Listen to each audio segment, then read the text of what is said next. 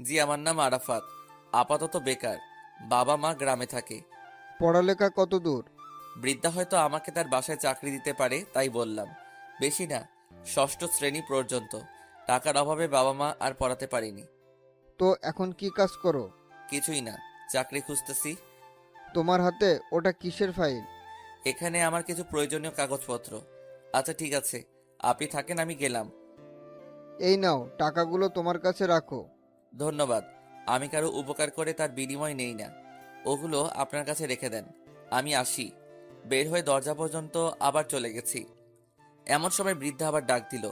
এই শোনো, জি, আর কিছু বলবেন? তুমি তো চাকরি খুঁজছো তাই না? চাইলে আমার এখানে কাজ করতে পারো। কি কাজ? ড্রাইভিং করতে পারো? পারি, বাট লাইসেন্স নাই। ওকে, লাইসেন্স আমি বানিয়ে দেব। তোমার কোনো আপত্তি না থাকলে আমার ড্রাইভার হয়ে থাকতে পারো। আচ্ছা ঠিক আছে। বেতন কত দিতে হবে? যা ইচ্ছা দিয়েন। আচ্ছা, নিচে গাড়ি রাখার ঘরের পাশে ওখানে একটা ঘর খালি আছে, তুমি ওখানে থাকবে। আচ্ছা। ওকে, যাও, তুমি গিয়ে ফ্রেশ হও। আর এই নাও, তুমি মনে হয় জামা কাপড় নিয়ে আসোনি, নতুন জামা কিনে নিয়ে আসো। ওকে, যাচ্ছি। আচ্ছা শোনো, আমার নাতি থেকেও নেই, তুমি আমাকে দাদা বলে ডাকিও, আমি খুশি হব। ওকে দাদা। তারপর টাকাগুলো নিয়ে মার্কেটে গেলাম। বাসা থেকে অল্প দূরেই মার্কেট। হেঁটে হেঁটে গেলাম। কিছু জিনিস কেনাকাটা করার পর বাসায় আসলাম। তারপর দাদার কাছ থেকে ঘরের চাবিটা নিয়ে ভিতরে গেলাম। মনে হয় অনেক বছর কেউ থাকে না, তাই ময়লা জমে আছে। আমি ভিতরে গিয়ে সবকিছু পরিষ্কার করলাম। তারপর গোসল করে দাদার কাছে গেলাম। দাদা, আসতে পারি? হুম, আসো। দাদা, এখন কি খাবেন? কাজের বুয়া আছে, ও রান্না করতেছে, একটু ওয়েট করো। আচ্ছা ঠিক আছে। আমি আবার নিজের রুমে চলে গেলাম। মামুনকে কল দিলাম। দোস্ত, কি অবস্থা? কিরে, এটা কার নাম্বার? আমার আগের সিমে আব্বু আম্মু বারবার কল দিচ্ছে, তাই সিমটা চেঞ্জ করে ফেলছি। ও শালা, তুই চলে যাওয়ার পর তোর বাপ আর ওই মুটকির বাপ আমারে আর দিনুলেরে গাছের সাথে বেঁধে পিটাইছে। দোষ করলাম আমি, আর মার খাচ্ছিস তোরা। ইন্টারেস্টিং। শালা হাসবি না, এখনো শরীর ব্যথা করতেছে। সমস্যা নাই, মাঝে মধ্যে মার খাওয়া ভালো। এতে করে শরীরের চর্বি কমে। এখন বল, সবকিছু ঠিকঠাক আছে কিনা?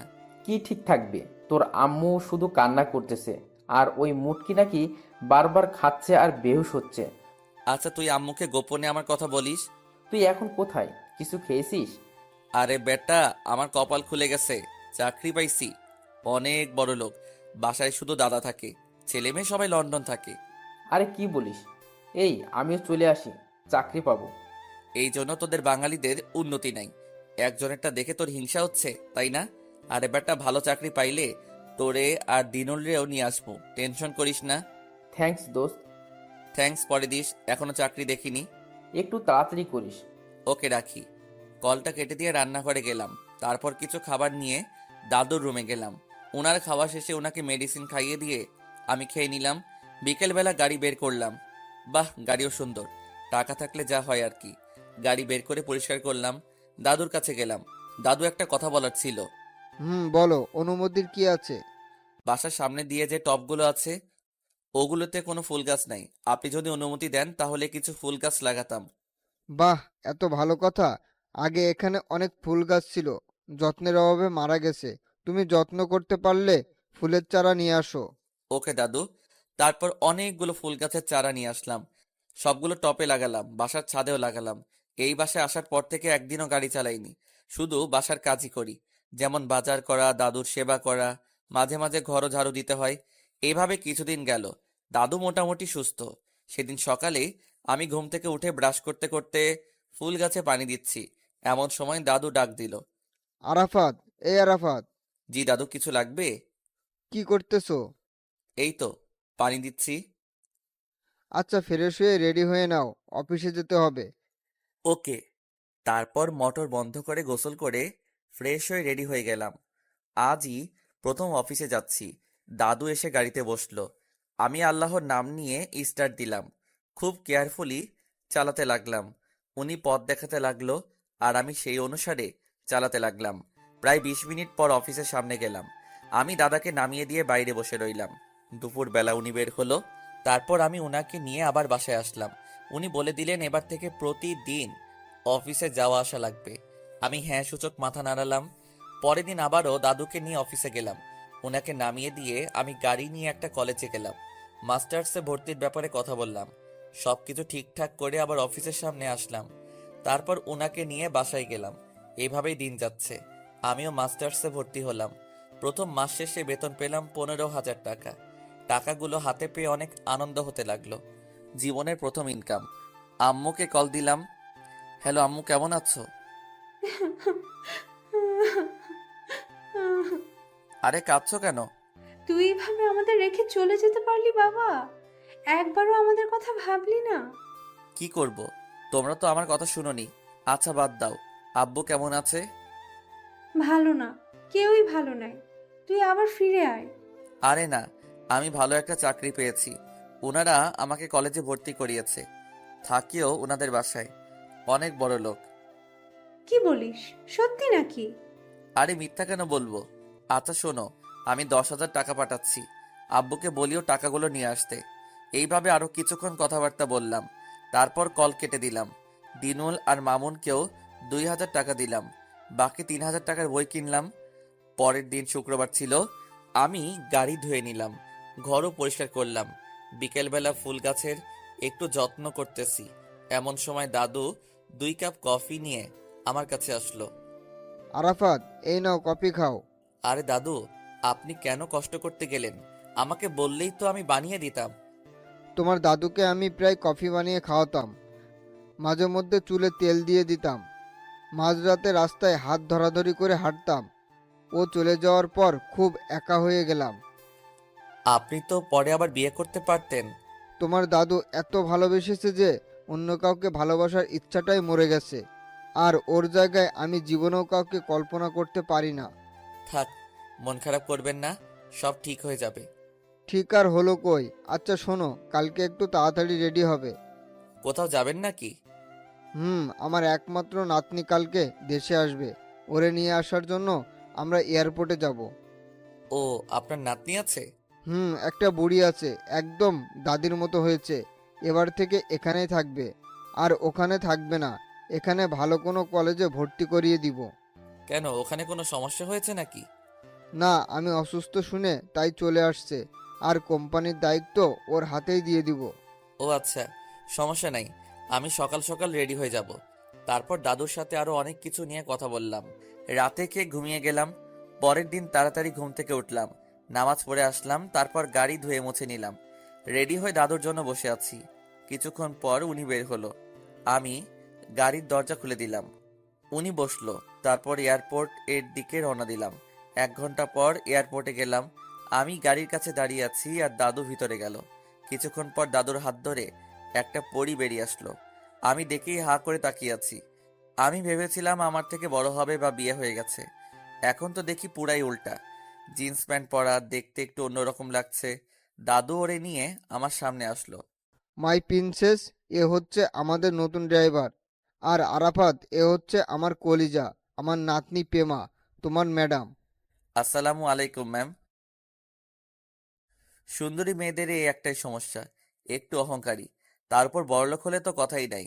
আমিও তেমন কিছু মনে না করে মালামালগুলো গাড়িতে উঠালাম। তারপর গাড়িতে এসে স্টার্ট দিলাম। তারপর গাড়ি ড্রাইভ করতে শুরু করলাম। গাড়িতে দাদু আর প্রেমা কথা বলতেছে। আমি বারবার প্রেমার কথাগুলো শুনছি। একটা মেয়ে যে কি পরিমাণ ন্যাকামি করতে পারে সেটা প্রেমাকে না দেখলে বুঝতাম না। গাড়ি চালাচ্ছি, এমন সময় প্রেমা আমাকে একটা ধমক দেয়। এই গাড়ি থামাও। কি হয়েছে ম্যাম? এইভাবে কেউ গাড়ি চালায়? দাদু, এই তোমার সেই গুণধর ড্রাইভার? চুপ করে রইলাম। নামো গাড়ি থেকে, আমি চালাচ্ছি। তারপর আমি নেমে প্রেমাকে দিলাম। আমি গিয়ে ওর পাশে বসলাম। প্রেমা চালাচ্ছে। আমি চুপ করে রইলাম। তারপর বাসায় চলে গেলাম। প্রেমা আর দাদু গাড়ি থেকে নেমে রুমে চলে গেল। আমি গাড়ি থেকে সবগুলো মালামাল নামিয়ে প্রেমার রুমে দিয়ে আসলাম। বিকেলবেলা আমি ছাদের উপরে থাকা টবগুলোতে পানি দিচ্ছি। এমন সময় প্রেমা উপরে আসে। ওই, তোমার নামটা যেন কি? জি আরাফাত। লেখাপড়া কতটুকু? জি, ষষ্ঠ শ্রেণী পর্যন্ত। যত সব মূর্খ। সকালে তাড়াতাড়ি উঠবে, আমি এক জায়গায় যাব। জি ম্যাম। আর হ্যাঁ শোনো, জি বলেন। আমার কিছু কাপড় আছে, ওগুলো ধুয়ে দাও। ম্যাম, ওগুলো তো কাজের মেয়েটা করবে। কেন, তুমি করলে সমস্যা আছে নাকি? আমার কাজ তো ওটা না। তুমি তো দেখি অনেক বড় মাপের বেয়াদব। আমি দাদুকে সব বলবো। কিছু বললাম না। প্রেমা নিচে চলে গেল। রাতের বেলা আমি বসে বসে পড়তেছি, এমন সময় দাদু আমার রুমে আসলো। কিরে, কি করিস? আমি তাড়াতাড়ি বইটা লুকিয়ে ফেললাম। কিছু না দাদু, আপনি আসেন। তোর হাতে কি যেন একটা দেখলাম। না দাদু, তেমন কিছু না। আচ্ছা শোন, তোকে একটা কথা বলার জন্য এসেছি। দাদু বলেন। আমার নাতনিটা একটু রাগী, অল্পতেই রেগে যায়। তোর সাথে হয়তো মাঝে মধ্যে রেগে যাবে, তুই আবার কিছু মনে করিস না। না দাদু, আমি কিছু মনে করব না।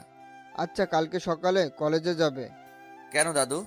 আরে পেমাকে ভর্তি করিয়ে দিব। আচ্ছা ঠিক আছে। ওকে, রেডি থাকিস, এখন এসে খেয়ে যা। আচ্ছা ঠিক আছে, আপনি যান, আমি আসছি। দাদু চলে যাওয়ার পর আমি কম্বলের ভেতর থেকে বইটা বের করলাম। দাদুকে বলেছি আমি ষষ্ঠ শ্রেণী পর্যন্ত পড়েছি। এখন যদি হাতে মাস্টার্সের বই দেখে তাহলে হয়তো আগের মতো আর বিশ্বাস করবে না। আমি বইগুলো টেবিলের ড্রয়ারের মধ্যে রেখে দিলাম।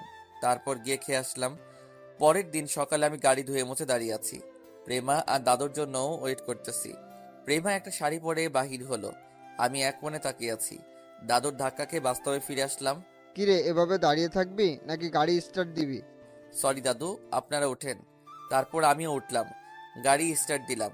দাদুকে জিজ্ঞেস করলাম কোন কলেজে যাবে। দাদু নাম বলল, আর সাথে সাথেই একটা মোচড় দিয়ে উঠল। কারণ আমি যেটাতে ভর্তি হয়েছি সেম কলেজে প্রেমাকে ভর্তি করানোর জন্য নিয়ে যাচ্ছে। যাই হোক, গাড়ি থেকে নেমে আমি ওনাদের জন্য দরজা খুলে দিলাম। ওনারা ভিতরে গেল। আমি গাড়ির কাছে দাঁড়িয়ে রইলাম। কলেজে ভর্তি হওয়ার পর থেকে তেমন কারোর সাথে আমার পরিচয় হয়নি। সেই সুবাদে কেউ চিনল না আমাকে। প্রায় 1 ঘন্টা পর দাদু আর প্রেমা আসছে। তারপর ওনাদের গাড়িতে উঠিয়ে আবার বাসার দিকে রওনা দিলাম। দাদু আমাকে সব বলতে লাগলো এতক্ষণ কেন দেরি করছে। প্রেমা দাদুকে থামিয়ে দিয়ে বলল, আরে ওরে এগুলো কি বলো, ও এসব বুঝবে না। আমি একটা মুচকি হাসি দিলাম। মনে মনে বললাম, ফকিন্নি, তুই মাত্র অনার্সে ভর্তি হয়েছিস আর আমি শেষ করে ফেলছি। তারপর বাসায় চলে আসলাম। পরের দিন থেকে শুরু হলো প্রেমাকে নিয়ে প্রতিদিন কলেজে যাওয়া। অবশ্য আমারও উপকার হচ্ছে, আমিও 2-1টা ক্লাস করতে পারি, বাট সেটা প্রেমা জানে না। একদিন বিকেলবেলা ফুল গাছে পানি দিচ্ছি, এমন সময় দাদু আমার কাছে আসলো। কিরে আরাফাত, কি করিস? এই তো দাদু, পানি দিচ্ছি। কিছু বলবেন নাকি? দাদু চুপ করে রইল। দেখে কিছুটা চিন্তিত মনে হচ্ছে। কি ব্যাপার দাদু, কিছু হয়েছে? না রে, তেমন কিছু না। সকালবেলা তাড়াতাড়ি উঠিস, অফিসে যেতে হবে। কিন্তু দাদু, তখন তো প্রেমা ম্যাম কলেজে যাবে। আমি বলে দিব, সে একা যাবে। আচ্ছা ঠিক আছে। দাদু নিচে চলে গেল। আমি পানি দিয়ে তারপর গেলাম। দাদুর কিছু হয়েছে কিনা কে জানে। পরের দিন সকালে দাদুকে নিয়ে ওনার অফিসে গেলাম। আমি বাইরে দাঁড়িয়ে থাকতে চেয়েছিলাম, কিন্তু দাদু জোর করে ভিতরে নিয়ে গেল। ভিতরে অনেক লোক বসে আছে। সবাইকে দেখে মনে হচ্ছে অনেক পয়সাওয়ালা লোক। যাই হোক, আমি একপাশে দাঁড়িয়ে রয়েছি। তারপর ওনাদের মধ্যে একজন লোক বলল, মিস্টার আসাদুজ্জামান, দেখেন, আমরা আপনাদের অনেক সময় দিচ্ছি, কিন্তু আর না। আপনি যত সময় আপনার লোন পরিশোধ করতে পারেননি, এখন আমরা আপনার কোম্পানি নিলামে তুলে দিব। দাদুর মাথায় যেন আকাশ ভেঙে পড়ল। দাদু করুণ সুরে লোকটাকে বলল, প্লিজ ম্যানেজার, আমাকে আর কিছুদিন সময় দিন, আমি আপনাদের সব টাকা দিয়ে দিব। দেখেন, আমরাও চাকরি করি। আপনি আপনার লোন যত সময় পরিশোধ করতে পারেননি, এখন ব্যাংক আপনার কোম্পানি নিয়ে নিবে। আমাদের কিছু করার নাই। এবার বুঝতে পারলাম কাহিনীটা আসলে কি। দাদু ব্যাংক থেকে অনেক টাকা লোন নিয়েছে, সেগুলো পরিশোধ করতে পারছে না, তাই এখন ব্যাংক কোম্পানি নিয়ে নিবে। দাদু মাথা নিচু করে বসে আছে। এমন আরো একজন ভদ্রলোক ভিতরে আসলো। আমি কি আসতে পারি? আরে আপনি এখানে কেন? কেন আসতে পারি না? পারেন, বাট এ সময়। আপনি বিপদে পড়েছেন, আমি না আসলে কে আসবে? আচ্ছা, আপনি বাইরে বসেন, আমি মিটিং শেষ করে আসছি। আমি বসতে আসিনি, আপনাকে একটা কথা বলতে আসছি। কি কথা? আপনার সব লোন আমি পরিশোধ করে দিব, কিন্তু একটা শর্ত আছে। কি সত্য? আপনার আর আমার সম্পর্কটা আরো ঘনিষ্ঠ করতে চাই। বুঝলাম না। আপনার একমাত্র নাতনি আমি আমার ঘরের বউ করে নিয়ে যেতে চাই। আমার ছোট ছেলের সাথে ওর বিয়ে দিতে চাই। মানে কি বলছেন এসব? পেমা এখনো ছোট, ওর পড়ালেখা এখনো শেষ হয়নি। বিয়ের পরে আমার বাসা থেকে পড়ালেখা করবে। অসম্ভব, আমি পেমাকে আপনাদের ঘরে জীবনেও পাঠাবো না। ওকে, সিদ্ধান্ত আপনার হাতে। কোম্পানি হারিয়ে পথে ভিক্ষার থালা নিয়ে বসবেন, নাকি প্রেমাকে বিয়ে দিয়ে নিজেও সুখে থাকবেন, কোম্পানিও বাঁচাবেন, নাতিকেও সুখে রাখবেন? আমি জাস্ট আমার প্রস্তাবটা রেখে গেলাম। এমন সময় দাদু আমার দিকে তাকালো। ম্যানেজার বলল, মিস্টার আসাদুজ্জামান, কি করবেন তাড়াতাড়ি করেন, না হলে আপনি এই কাগজে সাইন করে দিন। আমরা কোম্পানি নিলামে তোলার ব্যবস্থা করতেছি। দাদু কিছুক্ষণ চুপ করে রইল। তারপর ওই লোকটার কথায় রাজি হয়ে গেল। দাদুর কথা শুনে আমার ভিতরে একটা মোচড় দিয়ে উঠল। দাদু কি সত্যি প্রেমার বিয়ে দিয়ে দিবে? আমার হাত পা কাঁপছে। তারপর লোকটা দাদুর সাথে কোলাকুলি করে চলে গেল। আমিও বাইরে চলে আসলাম। গাড়ির সামনে এসে বসে রইলাম। দাদু ওনার অফিসের লোকদের সাথে অনেকগুলো বিষয় নিয়ে কথা বলল। তারপর গাড়ির কাছে আসলো। আমি দাদুকে গাড়িতে বসিয়ে স্টার্ট দিলাম। তারপর বাসার দিকে রওনা দিলাম। রাস্তায় দাদুর সাথে আর কোনো কথা হয়নি। বিকেলবেলা আমি ছাদের এক কোণে গিয়ে বসে রইলাম। আব্বু আম্মুর কথা খুব মনে পড়তেছে। ইচ্ছা করছে উড়ে চলে যাই। এমন সময় কেউ একজন আমার কাঁধে হাত রাখে। পিছনে তাকাতেই দেখি দাদু। আরে দাদু, আপনি? তোর কি মন খারাপ? না দাদু, কিছু বলবেন? না, কি বলবো? আপনার কি মন খারাপ? না, ঠিক আছি। কোনো সমস্যা না থাকলে আমার সাথে শেয়ার করতে পারেন। বিয়ের কিছুদিন পর প্রেমার দাদু ওর বাবাকে জন্ম দিয়ে আমাকে একা রেখে চলে গেছে। ছোট ছেলেটার দিকে তাকিয়ে আর বিয়ে করেনি। যদি সৎমা ওর ঠিক মতো খেয়াল না রাখে। বাবা মা আত্মীয় স্বজন সবাই অনেক রিকোয়েস্ট করেছে 2বার বিয়ে করার জন্য, কিন্তু করিনি। ছোটবেলা থেকেই ওরে বাবা মায়ের আদর দিয়ে বড় করলাম। কখনো মায়ের অভাব বুঝতে দেয়নি। যত বড় হচ্ছিল তত সে খারাপের দিকে যাচ্ছিল। নেশাপানি করে সে একদম খারাপ হয়ে গেছে। পড়ালেখার নাম করে বিদেশে চলে যায়। সেখানে গিয়েও একই অবস্থা, কোনো পরিবর্তন হয়নি। নিজের ইচ্ছা মতো বিয়ে করে, আমাকে একবারও জানানোর প্রয়োজন মনেও করেনি। তারপরও আমি হাসি মুখে গ্রহণ করে নিলাম। ওদের কোল জুড়ে একটা ফুটফুটে পরি আসলো। নাম রাখলাম পেমা। পেমা একদম ওর দাদির মতো হয়েছে। বাপ মায়ের সাথে কোনো মিল নেই। পড়ালেখা, খাওয়া দাওয়া এসব নিয়েই ওর লাইফ। শুধু একটু রাগী। পেমার বাবার জন্য টাকা পাঠাতে পাঠাতে আমার কোম্পানির অবস্থা খুব খারাপ। পরে কোম্পানির কর্মচারীদের বেতন দেওয়া পসিবল হচ্ছিল না। সেজন্য ব্যাংক থেকে অনেক টাকা লোন নিয়েছিলাম। সেগুলো এখন সুদে আসলে প্রায় 3 গুণ হয়েছে। সেজন্য ব্যাংক এখন কোম্পানি নিলামে তুলে দিচ্ছিল। এমন সময় আমাদের জাত শত্রু শরীফ আসে। ওর সাথে ব্যবসা নিয়ে অনেক আগে থেকেই আমাদের রেষারেষি চলছে। সে এখন আমাকে সাহায্য করতে চায়, বাট সেটা পেমার বিনিময়ে। অর্থাৎ পেমাকে তার ছেলের বউ করে নিয়ে যেতে চায়। কোনো উপায় না দেখে আমি রাজি হয়ে যাই। এখন ভাবছি আমি আমার কলিজাটাকে ছাড়া কিভাবে থাকবো।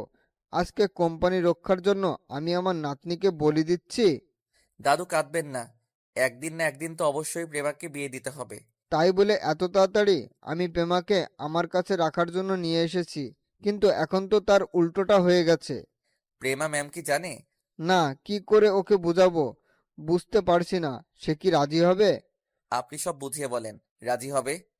দেখি কি করা যায়। তারপর দাদু নিচে চলে গেল। আমি আরো কিছুক্ষণ বসে থেকে নিচে চলে গেলাম। রাতের বেলায় আমি রুমে বসে আছি। এমন সময় দিনুল কল দিছে। কিরে আরাফাত, কি অবস্থা? আছি দোস্ত, তোর কি অবস্থা? ভালো। তোর তো কোনো খোঁজ খবর নাই, ভুলে গেলি নাকি? আরে না, বল তোর কি অবস্থা? আছি। তোর আম্মু অসুস্থ, বিকেলে গিয়েছিলাম। তুই কি বাড়িতে আসতে পারবি? না রে দোস্ত, কি হয়েছে আম্মুর? শরীর দুর্বল মনে হয়। তুই টাকা পাঠা, ভালো ডাক্তার দেখাতে হবে। আচ্ছা, পাঠাবো। তারপর দিনুলের সাথে আরো কিছুক্ষণ কথা বলে কলটা কেটে দিলাম। মায়ের জন্য খারাপ লাগতেছে। আমি বসে আছি, এমন সময় দাদু আসলো। কি রে, কি করিস? কিছু না দাদু, আসেন। কালকে একটু তাড়াতাড়ি উঠিস। কোথাও যাবেন নাকি? আমি যাব না, পেমা যাবে। কালকে ওর আব্বু আম্মু আসছে। ও তাই নাকি? হুম। তো হঠাৎ করে ওনারা চলে আসছেন যে? পেমার বিয়ের কথা ওদেরকে বলেছি, তাই কালকেই আসছে। ও আচ্ছা। আচ্ছা থাক, আমি পেমার কাছে যাচ্ছি। দাদু, কিছু মনে না করলে একটা কথা বলতাম। আরে বল। বাড়ি থেকে কল আসছিল। আম্মু নাকি খুব অসুস্থ, ডাক্তার দেখাতে হবে। ও, তোর তো এই মাসের বেতন দেওয়াই হয়নি। আচ্ছা, কালকে সকালে মনে করে আমার থেকে নিয়ে যাস। ওকে দাদু। দাদু চলে গেল। আমি বই বের করে কিছুক্ষণ পড়ালেখা করলাম। তারপর খেয়ে দিয়ে ঘুমিয়ে গেলাম। পরের দিন আমি গাড়ি ধুয়ে মুছে ফ্রেশ হয়ে গাড়ির সাথে হেলান দিয়ে দাঁড়িয়ে আছি। এমন সময় দেখলাম প্রেমা ম্যাম আসছে। আমি গাড়ির দরজা খুলে দিলাম, কিন্তু তিনি কেমন অদ্ভুতভাবে তাকালো। আচ্ছা, আমাকে একটা কথা বলো তো। কি ম্যাম? তোরে দেখলে ড্রাইভার মনে হয় না কেন বলতো? ড্রাইভার মনে না হলে কি মনে হয়? মনে হয় তুই গাড়ির মালিক। আমি কিছু না বলে হাসছি। ওই, এত হাসার কি আছে? গাড়ি স্টার্ট দে। আমি কিছু না বলে গাড়ি স্টার্ট দিলাম। তারপর এয়ারপোর্টে গেলাম। কিছুক্ষণ পর প্রেমার আব্বু আম্মু আসলো। আমি সালাম দিলাম। প্রেমা গিয়ে জড়িয়ে ধরলো। তারপর প্রেমা নিজেই ড্রাইভ করে বাসায় নিয়ে আসলো। আমি মালামালগুলো গাড়িতে তুললাম, আবার নামালাম। রাতের বেলা আমি পড়তেছি, এমন সময় প্রেমা মোবাইলে কথা বলতে বলতে নিচে চলে আসলো। আমাকে দেখি ভূত দেখার মতো তাকিয়ে রইলো। তারপর বাইরে থেকে ভিতরে আসার আগেই আমি আমার বইটা রেখে একটা গল্পের বই নিয়ে বসে আছি। কিরে, কি করিস? তোর হাতে বই কেন? এমনি পড়তে চাইছিলাম, কিন্তু পারছি না। ও আচ্ছা, থাক। আচ্ছা ঠিক আছে। প্রেমা চলে গেল, হাফ ছেড়ে বাঁচলাম। যদি আমার হাতে মাস্টার্সের বই দেখতেও নিশ্চয়ই একটা টাসকি খেত। আমি আরো কিছুক্ষণ পরে ঘুমিয়ে গেলাম। পরের দিন উঠে নামাজ পড়ে ছাদে গিয়ে ফুলের টবে পানি দিচ্ছি। এমন সময় প্রেমার আব্বু আসে। আসসালামু আলাইকুম আঙ্কেল। ওয়ালাইকুম আসসালাম। কি করো? এই তো ফুল গাছে পানি দিচ্ছি। এগুলো কি তুমি লাগিয়েছো? জি। ভালো হয়েছে। কালকে তো ব্যস্ত ছিলাম, তোমার সম্পর্কে কিছুই জানা হয়নি। এমনিতে বাবার মুখে তোমার কথা অনেক শুনেছি। তোমার নামটা যেন কি? জি আরাফাত। ও, তোমার বাবা মা গ্রামে থাকে? জি, ওনারা গ্রামেই থাকে। আমিও গ্রামে থাকতাম আগে। ও আচ্ছা, তো পড়ালেখা কিছু করছো নাকি? না, তেমন করিনি। ষষ্ঠ শ্রেণী পর্যন্ত করেছি। আচ্ছা শোনো, প্রেমার বিয়ে সম্পর্কে তো তোমাকে বলা হয়েছে তাই না? জি, দাদু বলেছে। ও তাহলে তো ভালো। আচ্ছা শোনো, আমরা কিছুক্ষণ পর শপিং করতে যাব, ছেলেপক্ষও আসবে। তুমি গাড়ি নিয়ে নিচে থাকো। জি অবশ্যই। তারপর আরো কিছুক্ষণ কথা বলার পর উনি নিচে চলে গেলেন। আমি পানি দেওয়া শেষ করে গাড়ি ধুয়ে নিলাম। তারপর নিজের রুমে চলে গেলাম। ফ্রেশ হয়ে নাস্তা করে নিলাম। বাইরে গাড়ির সামনে এসে দাঁড়ালাম। এমন সময় দাদু কল দিল। দাদু বলো। একটু আমার রুমে আয় তো। আচ্ছা আসছি। তারপর দাদুর রুমে গেলাম। দেখলাম উনি মন খারাপ করে বসে আছে। দাদু, আপনি ঠিক আছেন? কি ব্যাপার দাদু, কিছু বলছেন না যে? প্রেমার জন্য খারাপ লাগছে রে। আমার নাতনিটা বুঝি আমাকে ছেড়ে যাবে? আরে আজিব, আপনি মন খারাপ করছেন কেন? মেয়ে মানুষ, একদিন না একদিন ঠিকই পরপুরুষের বাসায় চলে যেতে হবে। এটা তার আসল ঠিকানা নয়, স্বামীর বাড়ি তার একমাত্র ঠিকানা। আর দাদু, এখন আপনার উচিত প্রেমাকে হাসি মুখে বিদায় দেওয়া। ঠিক বলেছিস। আচ্ছা এই নে ধর, তোর এই মাসের বেতন। টাকাগুলো নিলাম। কিছুক্ষণ পর সবাই বের হবে, গাড়ির কাছেই থাক। হ্যাঁ সূচক মাথা নাড়ালাম। তারপর নিচে চলে আসলাম। আম্মুকে কল দিলাম। হ্যালো আম্মু, কেমন আছো? আমি ভালো আছি। তুই কেমন আছিস? আম্মুর গলা শুনে বুঝলাম আম্মু ভালো নেই। হুম, আমিও ভালো আছি। তোমার কথাবার্তা এমন লাগছে কেন? ঠিক আছো তো? হুম, আছি। আব্বা কেমন আছেন? আছে। তোর জন্য খুবই টেনশন করছে। আমার জন্য টেনশনের দরকার নাই। আমি দিনুলের কাছে টাকা পাঠাচ্ছি। আজকে গিয়েই ভালো কোনো ডাক্তার দেখাবে, আর ফল ফলাদি কিনে নিয়ে আসবে। মেডিসিন সবগুলো কিনবে। আমাদের দরকার নাই বাপ। তুই ফিরে আয়। যা, তুই নিজের ইচ্ছা মতোই চলিস। আমরা তোকে আর বিয়ের জন্য চাপ দিব না। আচ্ছা সেটা পরে দেখা যাবে, এখন চাকরি ছেড়ে আসা সম্ভব না। এ কথা বলেই কলটা কেটে দিলাম। আমি গাড়ির সাথে হেলান দিয়ে মোবাইল টিপতেছি। এমন সময় দেখলাম প্রেমা আসতেছে, কালো একটা শাড়ি পরে। দেখেই যে কারো চোখ আটকে যাওয়ার মতো। আমারও ব্যতিক্রম কিছু হলো না। আমিও হা করে তাকিয়ে রইলাম। আমি কিছু না বলে অন্যদিকে তাকালাম। এক এক করে আন্টি, আঙ্কেল আর দাদু সবাই গাড়িতে এসে বসলো। আমি গাড়ি স্টার্ট দিলাম। গন্তব্য শপিং মলে যাব। প্রায় 30 মিনিট পর শপিং মলের সামনে গেলাম। ছেলেপক্ষও সেখানে ছিল। তারপর সবাই একত্রে ভিতরে যাচ্ছি। আমি গাড়ির কাছে দাঁড়িয়ে রইলাম। কি রে, তুই দাঁড়িয়ে আছিস যে? দাদু, আমি গিয়ে কি করব?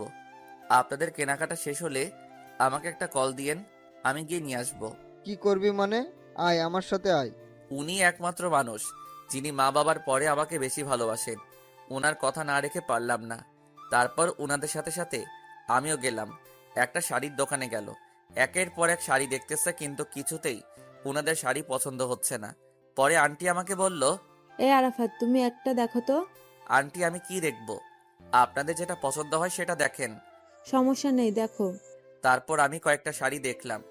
বিয়েতে তাই সবগুলো লাল শাড়ি দেখছে। আমি একটা নীল শাড়ি বের করলাম। আন্টি এটা দেখেন। নীল শাড়ি? বিয়েতে কেউ নীল শাড়ি পরে নাকি? সবাই হয়তো পরে না, তবে নীল শাড়িতে প্রেমা ম্যামকে খুব সুন্দর লাগবে। না, আমি পছন্দ করি না, লালই দেখবো। তারপর ওনারা আরো কয়েকটা লাল দেখে। প্রেমা কিছুক্ষণ আমার দিকে তাকিয়ে কি যেন চিন্তা করলো, তারপর নীল শাড়িটাই নিল। মুখে কিছু না বললেই মনে মনে একটা ধন্যবাদ দিলাম। এইভাবে এক এক করে সবগুলো জিনিস নিল। আমি দাদুর জন্য ভালো থেকে কয়েকটা পাঞ্জাবি, পাজামা, আতর, সুগন্ধি সহ কিছু জিনিস নিলাম। দীর্ঘ 4 ঘন্টা শেষে ওনাদের শপিং শেষ হয়। আমি সবগুলো জিনিস নিয়ে গাড়িতে রেখে আসলাম। তারপর সবাই মিলে একটা রেস্টুরেন্টে গেলাম। প্রেমা আমাকে ডাক দেয়। ওই শোন, জি ম্যাম, বলেন। তুই আব্বু আম্মুকে আঙ্কেল আন্টি কেন ডাকিস? তো কি ডাকবো? কি ডাকবো মানে? স্যার ম্যাম ডাকবি? তোর কোনো স্ট্যাটাস আছে? স্যার ডাকবি, মনে থাকবে। হুম।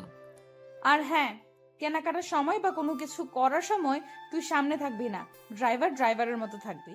তুই দাদুর পছন্দের, আমাদের না, বুঝছিস? হ্যাঁ, সূচক মাথা নাড়ালাম। সুন্দর মেয়েদের এই একটাই সমস্যা, অহংকারী হবেই হবে। তার উপর যদি ধনির দোলালি হয় তাহলে তো কথাই নাই। যাই হোক, প্রেমা আমাকে এই রকম দু একটা খোঁচা দেওয়া কথা বলে থাকে, এটা কোনো ব্যাপার না। সবাই রেস্টুরেন্টে গেল, আমি বাইরে দাঁড়িয়ে রইলাম। কিরে বাইরে কেন? আয়। না দাদু, ঠিক আছি। আরে কি ঠিক আছিস? ভিতরে আয়। কিছু করার নাই, ভিতরে গেলাম। দেখলাম প্রেমা আমার দিকে রাগীভাবে তাকিয়ে আছে। খাওয়া দাওয়া শেষ করে বাসায় চলে আসলাম। সবগুলো মাল প্রেমার রুমে দিয়ে আসলাম। ফ্রেশ হয়ে জোহরের নামাজ পড়ে নিলাম। তারপর বিকালে ঘুম দিলাম। দাদু ডেকে বলল পরের দিন থেকেই নাকি ডেকোরেশনের সব মালামাল আসতে শুরু করবে, সবকিছু দেখে রাখার জন্য। কালকে গিয়ে ইনভাইটেশন কার্ড বানাতে হবে। আমি পরের দিন গিয়ে কার্ডগুলো বানিয়ে নিয়ে আসলাম। কার্ডগুলো নিয়ে প্রেমার রুমে গেলাম। দেখলাম প্রেমা কাপড় চেঞ্জ করছে। আমাকে দেখেই অনেক জোরে একটা চিৎকার দেয়। আমি ভয়ে কার্ডগুলো ফেলে দিয়ে নিচের দিকে দৌড় দেই। ভয়ে হাত পা ঠান্ডা হয়ে গেছে। না জানি আজকে আমার কপালে কি আছে। কিছুক্ষণ পর প্রেমা নিচে আসলো। ওই ছোট লোকের বাচ্চা, তোর এত বড় সাহস! আমি চেঞ্জ করার সময় আমার রুমে যাস? সরি ম্যাম, আমি ইচ্ছে করে যাইনি, আমি তো কার্ডগুলো দিয়ে আসতে গিয়েছিলাম। রাগ তোর সরি, খ্যাত কোথাকার! আর যাতে তোকে আমার রুমের সামনে না দেখি। কিছু না বলে দাঁড়িয়ে রইলাম। প্রেমা চলে গেল। যাক বাবা, বাঁচা গেল। এবার থেকে আর ওর সামনেও যাব না। বাইরে দাঁড়িয়ে আছি, এমন সময় দাদু কল দিল। দাদু বলো। উপরে আয় তো। আমি উপরে গেলাম, দেখলাম প্রেমাও উপরে দাঁড়িয়ে আছে। দাদু ডেকেছেন? শোন, প্রেমা ওর ফ্রেন্ডদেরকে বিয়েতে ইনভাইট কার্ড দিবে, তুই একটু ওরে নিয়ে বের হ। আমি প্রেমার দিকে তাকালাম, দেখলাম সে এখনো আমার দিকে রাগীভাবে তাকিয়ে আছে। আমি তারপর হ্যাঁ সূচক মাথা নাড়ালাম। দাদুর কাছ থেকে বিদায় নিয়ে চলে আসলাম। নিচে গাড়িতে এসে বসলাম। একটু পর প্রেমাও আসলো, এসে আমার পাশের সিটেই বসলো। এমনিতে ভয় লাগে, তার উপর পাশে বসছে। ম্যাম, কোথায় যাবেন? আগে কলেজে চল। কলেজের কথা শুনে একটা মোচড় দিল। পরিচিত কেউ যদি দেখে বা প্রেমা যদি জেনে যায় আমিও ওই কলেজে পড়ি, তার উপরের ক্লাসে, দূর এত ভেবে লাভ নাই। কলেজে আমার কোনো বন্ধু নাই, কারণ ভর্তি হয়ে আমি আর ক্লাস করিনি, মাত্র 2-3 দিন করেছি, তাও আবার প্রেমা দেশে আসার আগে। ওই কি হইছে? বসে আছিস কেন? সরি ম্যাম, এ কথা বলে গাড়ি স্টার্ট দিলাম। তারপর কলেজের দিকে রওনা দিলাম। কিছুক্ষণ পর কলেজের গেটের সামনে গিয়ে দাঁড়ালাম। প্রেমা নামার আগেই আমি নেমে দরজা খুলে দিলাম। ও নেমে হাঁটা দিল। আমি পিছন পিছন আসতেছি, এমন সময় প্রেমা বলল, ওই তুই কোথায় আসছিস? এখানে থাক। তোর মতো খ্যাত যদি আমার সাথে যায় তাহলে বন্ধুদের কাছে আমার প্রেস্টিজ কমে যাবে। আমি আর কিছু না বলে গাড়ির কাছে দাঁড়িয়ে রইলাম। অল্প একটু সামনে গেটের পাশে একটা ফুচকা দোকানের কাছে ওর ফ্রেন্ডরা সবাই বসে আছে। প্রেমা ওদের কাছে গিয়ে হাত মেলালো। তারপর প্রেমাও সেখানে গিয়ে বসলো। বল, তোদের কি অবস্থা? ওদের আর আমার মধ্যে বেশি দূরত্ব না থাকায় স্পষ্ট কথাগুলো শোনা যাচ্ছে। তাদের মধ্যে থেকে একটা মেয়ে বলল, ওই ছেলেটা কে রে? আর বলিস না, শালা একটা খ্যাত আমার ড্রাইভার। দেখতে তো অনেক স্মার্ট। দোস্ত, আমার সাথে লাইন করিয়ে দে না। তুই পাগল হইছিস? ওই ছোট লোকটাকে তোর পছন্দ হইছে? তার উপর পড়ালেখাও নাই। তাতে কি, আমার তো পছন্দ হয়েছে। তুই প্লিজ ব্যবস্থা করে দে। তাদের মধ্যে থেকে আরেকটা মেয়ে বলল, আরে ওনারে তো কোথায় যেন দেখেছি, মনে করতে পারছি না। কোথায় দেখছিস? মনে পড়েছে, উনি তো আমাদের কলেজে পড়ে, মাস্টার্সে। আমি সেদিন ফর্ম জমা দিয়েছিলাম, উনিও আমার সাথে ফর্ম জমা দিয়েছিলেন। তোর মাথা। ও ক্লাস 5 পর্যন্ত পড়েছে। কিন্তু তাহলে সেদিন? এই বাদ দে তো, সে কখন থেকে ওর কথা নিয়ে পড়ে আছিস? দেখ দেখ, এমন ভাবে গাড়ির সাথে হেলান দিয়ে আছে যেন মনে হচ্ছে গাড়ির মালিকও।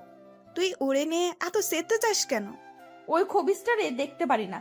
আচ্ছা শোন, যে কারণে তোদের সাথে দেখা করা। এরপর প্রেমা ব্যাগ থেকে কার্ডগুলো বের করে ওদের হাতে দিল।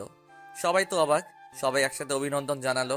প্রেমা ওদের সময় সবাইকে নিয়ে গাড়ির সামনে নিয়ে আসলো। তারপর আমাকে বলল, ওই গাড়ি স্টার্ট দে। আমি দরজা খুলে দিলাম। ওরা বসার পর গাড়ি স্টার্ট দিলাম। প্রেমার কথা মতো একটা রেস্টুরেন্টের সামনে গেলাম। গাড়িতে প্রেমা আমাকে অনেকভাবে অপমান করেছে, ইংরেজিতে অনেকগুলো গালিও দিল। ও ভাবছে আমি কিছুই বুঝি না। তারপরও কিছু না বলে চুপচাপ গাড়ি চালিয়ে রেস্টুরেন্টের সামনে গেলাম। নেমে আবার গাড়ির দরজা খুলে দিলাম। ওরা রেস্টুরেন্টের ভিতরে গেল, আমি বাইরে দাঁড়িয়ে রইলাম। ওর দুজন ফ্রেন্ড আমাকে ডেকেছে, আমি যাইনি। প্রেমা ইশারায় না করেছে, তার উপর রাগীভাবে তাকিয়ে আছে, সেই জন্য আর যাইনি। ওরা ভিতরে গিয়ে অনেকক্ষণ আড্ডা দিল। আমি গাড়ির ভিতরে বসে রইলাম। মামুনকে কল দিলাম, কিরে কি অবস্থা তোর? এই তো ভালো। তুই তো ভুলে গেলি। ভুলে গেলে কল কেমনে দিলাম? আচ্ছা বাদ দে, বল কেমন আছিস? আলহামদুলিল্লাহ ভালো। কি করিস?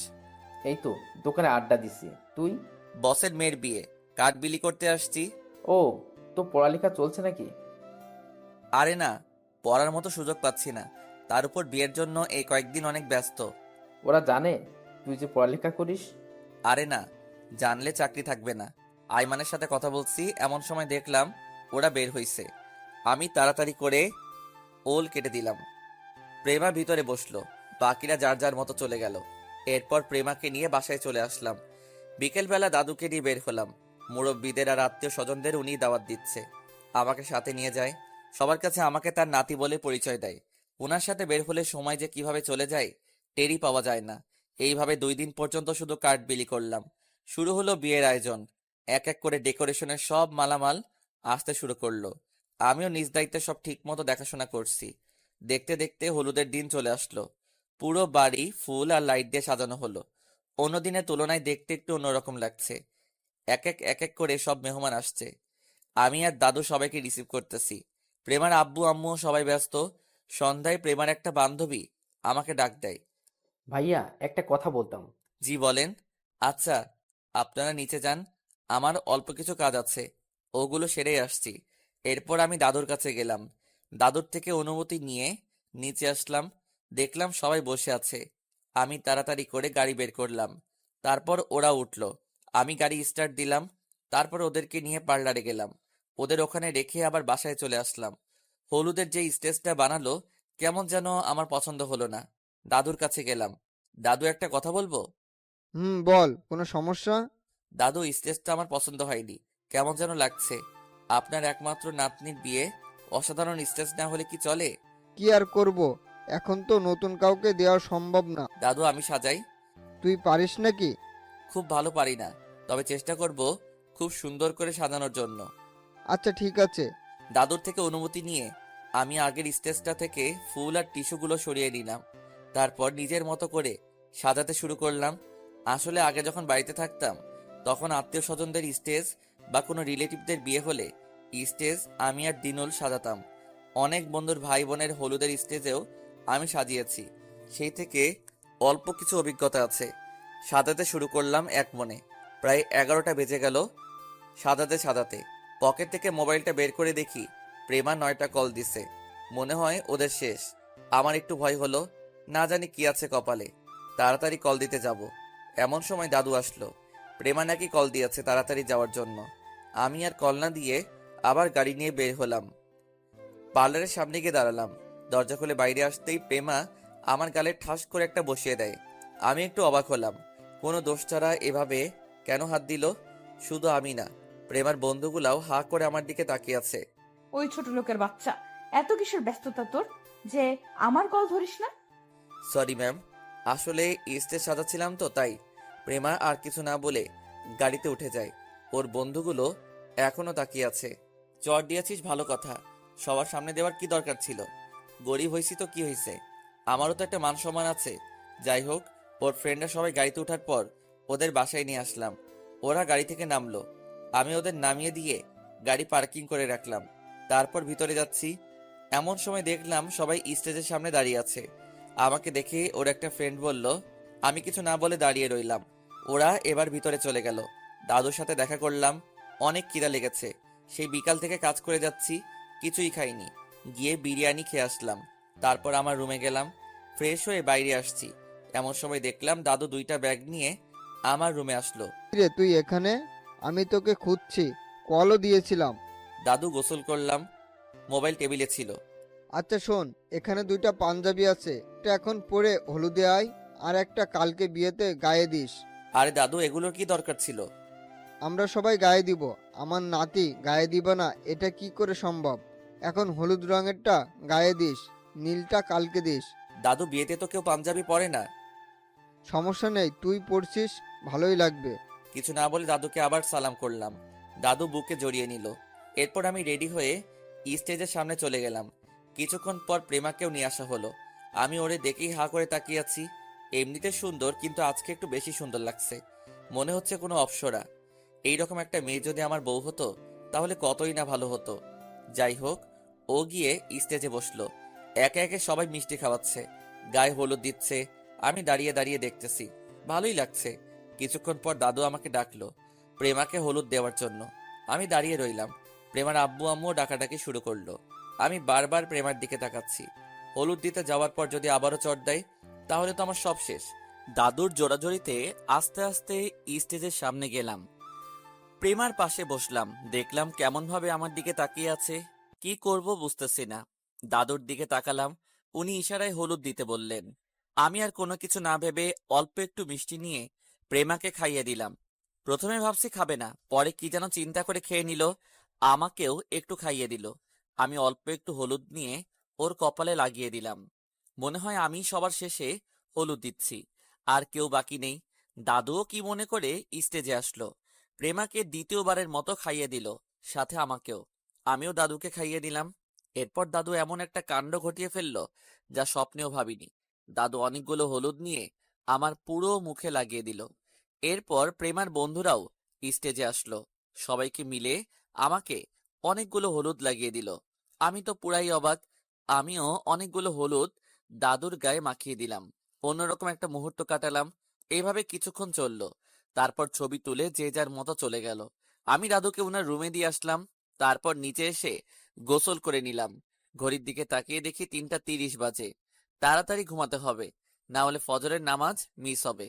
মোবাইলে অ্যালার্ম দিয়ে তাড়াতাড়ি করে ঘুমিয়ে গেলাম। পরের দিন ঘুম থেকে উঠে নামাজ পড়ে নিলাম। রান্নাঘরে গেলাম, দেখলাম সবাই ব্যস্ত। আমিও ওনাদের সাথে কাজ করা শুরু করে দিলাম। তারপর সব মেহমানদের নাস্তা করিয়ে আরো কিছু কাজ করে নিলাম। কিছুক্ষণ পর প্রেমা আমাকে কল দেয়। ওই কই রে তুই? আমি তো রান্নাঘরে। রান্নাঘরে কি করিস? তাড়াতাড়ি গাড়ি বের কর, আমরা পার্লারে যাব। কখন যাবেন? এই তো এক্ষুনি। আচ্ছা, নিচে আসেন, আমি গাড়ি বের করছি। দাদুর সাথে কথা বলে গাড়ি বের করলাম। তারপর প্রেমা আর ওর বান্ধবীরা সবাই গাড়িতে এসে বসলো। ওদের নিয়ে পার্লারে গেলাম। পার্লারের সামনে নামিয়ে দিয়ে আমি, ম্যাম কতক্ষণ লাগবে? কেন? বাসায় একটু কাজ আছে, আর আমি এখনো গোসল করিনি। আচ্ছা তুই যা, রেডি হয়ে আমি কল দিব। আচ্ছা ঠিক আছে। তারপর আমি আবার বাসায় চলে আসলাম। নিজের রুমে গিয়ে গোসল করে নিলাম। এরপর আবারও বাইরে গিয়ে সব মেহমানদেরকে গাড়িতে উঠিয়ে দিয়ে কমিউনিটি সেন্টারে পাঠিয়ে দিলাম। এক এক করে প্রত্যেকটা গাড়ি রেডি হয়ে গেল। ওনাদের সবাইকে পাঠিয়ে দিলাম। প্রেমার আব্বু আম্মুও আলাদা গাড়িতে করে গেছে। দেখলাম দাদু দাঁড়িয়ে আছে। কিরে, তুই এখনো রেডি হসনি? এই তো দাদু যাচ্ছি, আপনিও চলে যান। আমি তোর সাথে যাব। কিন্তু দাদু, আমি তো প্রেমা ম্যামদেরকে নিয়ে যাব, ওনারা পার্লারে বসে আছে। আচ্ছা ঠিক আছে, তুই তাহলে রেডি হয়ে নে, আমি চলে যাচ্ছি। এরপর দাদুকেও গাড়িতে উঠিয়ে দিলাম। উনি ওনার কয়েকজন কলিগের সাথে চলে গেলেন। এরপর আমি রেডি হয়ে নিলাম। দাদুর কিনে দেওয়া সেই নীল কালারের পাঞ্জাবিটা পরে নিলাম। যদিও কেউ বিয়েতে পাঞ্জাবি পরে না, কিন্তু দাদুর রিকোয়েস্ট না রেখে পারলাম না। তারপর আমি রেডি হয়ে এক নজর পুরো বাড়িটা ঘুরে দেখলাম, কেউ বাদ আছে কিনা। না, কেউ নেই। গিয়ে গাড়িতে উঠলাম। এমন সময় প্রেমা কল দিয়ে তাড়াতাড়ি যেতে বলে। আমিও তাড়াতাড়ি চলে গেলাম। পার্লারের সামনে গিয়ে গাড়ির হর্ন দিলাম। প্রেমার বান্ধবীরা সবাই বের হয়ে আসলো। প্রেমার সাথে সাথে ওরাও বউয়ের মতো সেজে আছে। কোনটা বউ সেটা বোঝাই যাচ্ছে না। নতুন কেউ হলে মনে করবে সবার বিয়ে। যাই হোক, কিছুক্ষণ পর প্রেমা বেরিয়ে আসলো। আমি দেখে হা করে তাকিয়ে রইলাম। অসম্ভব সুন্দর লাগছে তাকে দেখতে। বিয়েতে সবাই লাল শাড়ি পরে, কিন্তু প্রেমা আমার পছন্দ করে দেওয়া নীল শাড়িটাই পরছে। মনে হচ্ছে আকাশের কোনো নীলপরি নিচে নেমে চলে আসছে। যাই হোক, আমি আর বেশি তাকালাম না, না হলে আবার চর খেতে হবে। আমি গাড়ির দরজা খুলে দিলাম। ওর বান্ধবীরা সবাই উঠলো। প্রেমা এসে আমার পাশের সিটে বসলো। আমি গাড়ি স্টার্ট দিলাম, কমিউনিটি সেন্টারের দিকে রওনা দিলাম। গাড়ি চলতেছে, এমন সময় পেছন থেকে প্রেমার একটা ফ্রেন্ড আমাকে ডাক দিল। ভাইয়া, একটা কথা বলতাম। জি বলেন। আপনার কি নীল কালার খুব পছন্দ? কেন বলুন তো? প্রেমার জন্যও নীল শাড়ি পছন্দ করলেন, আবার নিজেও নীল কালারের পাঞ্জাবি পরলেন, তাই আর কি। ও, প্রেমা ম্যামকে নীল শাড়িতেই সুন্দর লাগবে, তাই ওটা পছন্দ করলাম। আর আমার জন্য এই পাঞ্জাবি দাদু পছন্দ করছে, উনি কিনে দিয়েছে। কথা বলতে বলতে কমিউনিটি সেন্টারে চলে আসলাম। আমি তাড়াতাড়ি করে নেমে দরজা খুলে দিলাম। এক এক করে সবাই নামলো। তারপর সবাই স্টেজের সামনে গেল। দাদু ডাক দিল। কি রে, আসছিস? জি দাদু, আসছি। আচ্ছা চল, খেয়ে নে, পরে তোর অনেক কাজ আছে। আপনারা খেয়েছেন? আমরা খেয়েছি, যা তুই খেয়ে নে। আমারও অনেক খিদা লেগেছে, গিয়ে খেয়ে নিলাম। তারপর দাদুর কাছে গেলাম। চল ভিতরে যাব। কেন দাদু? প্রেমার শ্বশুর বাড়ির সকলের সাথে তোর পরিচয়টা করিয়ে দিই। এখন? আর আমার সাথে তো তেমন কিছু যায় আসে না। এত কথা বলিস কেন, চল। তারপর দাদুর সাথে ভিতরে গেলাম। দেখলাম প্রেমার আব্বু আম্মু আর শাহিনের আব্বু আম্মু বসে বসে গল্প করছে। আমি দাদুর সাথে গেলাম, উনি আমার সাথে পরিচয় করিয়ে দিলেন। আমিও সবার সাথে পরিচিত হলাম। কিছুক্ষণ পর বরের গাড়ি আসলো। সবাই ওইদিকে ছোটাছুটি শুরু করলো। বর এসে স্টেজে প্রেমার পাশে গিয়ে বসলো। দুজনকে খুব সুন্দর লাগছে। প্রেমার মুখে হাসি লেগেই আছে। এমন দাদু বরের বাবা শরীফ সাহেবকে বলল, চলেন এবার বিয়ের কাজটা সেরে ফেলি। দাঁড়ান, এত তাড়া কিসের? আগে আমরা আমাদের কাজগুলো সেরে নিই। আমাদের আবার কি কাজ? এমন সময় শরীফ সাহেব একটা উকিলকে ডাক দিলেন। উকিল এসে ওনার ব্যাগ থেকে অনেকগুলো কাগজ আর একটা কলম বের করলো। এখানে একটা সাইন করে দিন, তারপর আমরা বিয়ের কাজটা সেরে ফেলবো। এগুলো কিসের কাগজ? আপনি স্বেচ্ছায় আপনার পুরো কোম্পানি আমাদের নামে লিখে দিবেন। পাশাপাশি আপনার নিজস্ব বাড়ি, গাড়ি এবং যত সম্পদ আছে সব আমার ছেলের নামে লিখে দিবেন। তাহলেই আমরা প্রেমাকে আমার পুত্রবধূ করে নিয়ে যাব এবং আপনার ব্যাংক লোন শোধ করব। কি বলছেন এসব? আপনি বিয়ের আগে তো এগুলো কিছুই বলেননি। এখন তো বলছি, তাড়াতাড়ি সাইনটা করে দিন। অসম্ভব। আমার নাতনি কোন দিক থেকে কম আছে যে আপনারা সব নিয়ে নিতে যাচ্ছেন? আপনাদের 7 জন্মের ভাগ্য যে প্রেমা আপনাদের ঘরের বউ হয়ে যাচ্ছে। তার মানে আপনি সাইনটা করবেন না? অসম্ভব, জীবনেও করব না। তাহলে আর কি, বিয়েটা হচ্ছে না? মানে কি এসবের? দেখেন, আমার সকল আত্মীয়, অফিসের কলিগ, চেনা জানা সবাই এখানে আছে। এখন যদি বিয়েটা না হয়, আমার মান সম্মান সব শেষ। আমরা চাইছিলামও সেটা। আপনার জন্য আমাদের ব্যবসায় লাল বাতি জ্বলছে, এবার বুঝেন? দাদু হুট করেই শরীফের হাতটা ধরে ফেললো, কিন্তু ওনারা কিছুতেই মানতে রাজি নয়। আমি প্রেমার আব্বু সকলে অনেক রিকোয়েস্ট করলাম, কিন্তু আমাদের কোনো কথাই শুনলো না। বরং আমাকে ধাক্কা দিয়ে ফেলে দিয়ে ওনারা বরকে নিয়ে চলে গেল। পুরো বিয়ের অনুষ্ঠান থমথমে অবস্থা হয়ে গেল। প্রেমা জিন্দা লাশ হয়ে বসে আছে, সবার মুখে দুশ্চিন্তার ছাপ। দাদু চেঁচিয়ে বললেন, আজকের মধ্যেই প্রেমার বিয়ে দিবেন। দাদু চিন্তায় মাটিতে বসে পড়লেন। এই মুহূর্তে সান্ত্বনা দেওয়ার মতো ভাষা আমার জানা নেই। আমিও একপাশে গিয়ে দাঁড়িয়ে রইলাম। এমন সময় দাদু কি যেন মনে করে আমার কাছে আসলেন। হুট করে আমার হাতটা ধরে ফেললেন। একমাত্র তুই পারিস আমার মান ইজ্জত রক্ষা করতে। তুই আমার অনেক উপকার করেছিস, আমার আর একটা উপকার কর। আরে দাদু, এইভাবে বলছেন কেন? বলেন কি উপকার আমি আপনার জন্য সব করতে পারি। তুই প্রেমাকে বিয়ে কর। কি? এটা কি করে সম্ভব? তুই না একটু আগে বললি আমার সব উপকার করবি, এখন কেন না করছিস? কিন্তু দাদু, এটা কিছুতেই হয় না। প্লিজ না করিস না। আজকে যদি তোর বাবা মা বলতো, তাহলে কি তুই না করতি? আশেপাশে তাকিয়ে দেখি সবাই তার দিকে তাকিয়ে আছে। আমি কি করব কিছুই বুঝতেছি না। তারপর দাদুর হাত ধরে আমি হ্যাঁ সূচক মাথা নাড়ালাম। প্রেমার দিকে তাকিয়ে দেখি সে কেমন যেন স্তব্ধ হয়ে গেছে। দাদু, কিছু বলবি? প্রেমা কি আমাকে বিয়ে করতে রাজি হবে? সেটা তুই আমার উপর ছেড়ে দে। তুই শুধু আমার মান ইজ্জতটা রক্ষা কর। ওকে দাদু, আপনি যা বলবেন সেটাই হবে। দাদু আমার কাঁধে হাত দেয়, তারপর প্রেমার কাছে চলে যায়। আমি এখানেই দাঁড়িয়ে রইলাম। প্রেমা রাজি হবে কিনা আল্লাহই ভালো জানে। সে তো আমাকে এক মুহূর্ত সহ্য করতে পারে না, তার উপর বিয়ে করা সেটা তো অসম্ভব। চারপাশের মানুষগুলো কেমন যেন অদ্ভুতভাবে আমার দিকে তাকাতে শুরু করলো। দাদু কিছুক্ষণ পর হাসি মুখে আমার কাছে আসলো। দাদুর মুখ দেখে বোঝা যাচ্ছে প্রেমা মনে হয় রাজি হয়েছে। যা, গিয়ে স্টেজে বস। কাজী অনেকক্ষণ যাবৎ বসে আছে। দাঁড়িয়ে দাঁড়িয়ে ভাবছি এত সহজে রাজি হওয়ার মতো মেয়ে প্রেমা নয়। নিশ্চয়ই সে অন্য কোনো কিছু চিন্তা করছে। কিরে, কি ভাবছিস? যা। জি দাদু, যাচ্ছি। তারপর আমি গিয়ে প্রেমার পাশে বসলাম। ভয়ে ভয়ে ওর দিকে তাকালাম। চোখ মুখ লাল করে সে আমার দিকে তাকিয়ে আছে। একটা জিনিস খুবই ভালো লাগছে, আমিও নীল কালারের পাঞ্জাবি পরে আছি আর প্রেমাও নীল শাড়ি। দেখতে অসম্ভব ভালো লাগা কাজ করছে। নীরব হয়ে যাওয়া বিয়ের অনুষ্ঠান যেন মুহূর্তেই প্রাণ ফিরে পেল। আবার আগের মতো হই হুল্লার শুরু হলো। কিছুক্ষণ পর কাজী আসলো, এসে আমাদের বিয়েটা করিয়ে দিল। যদিও প্রেমা সহজে কবুলটা বলেনি, অনেক ভেবেচিন্তে তারপর বলেছে। প্রেমা আর তার বান্ধবীরা সবাই গাড়িতে গিয়ে বসলো।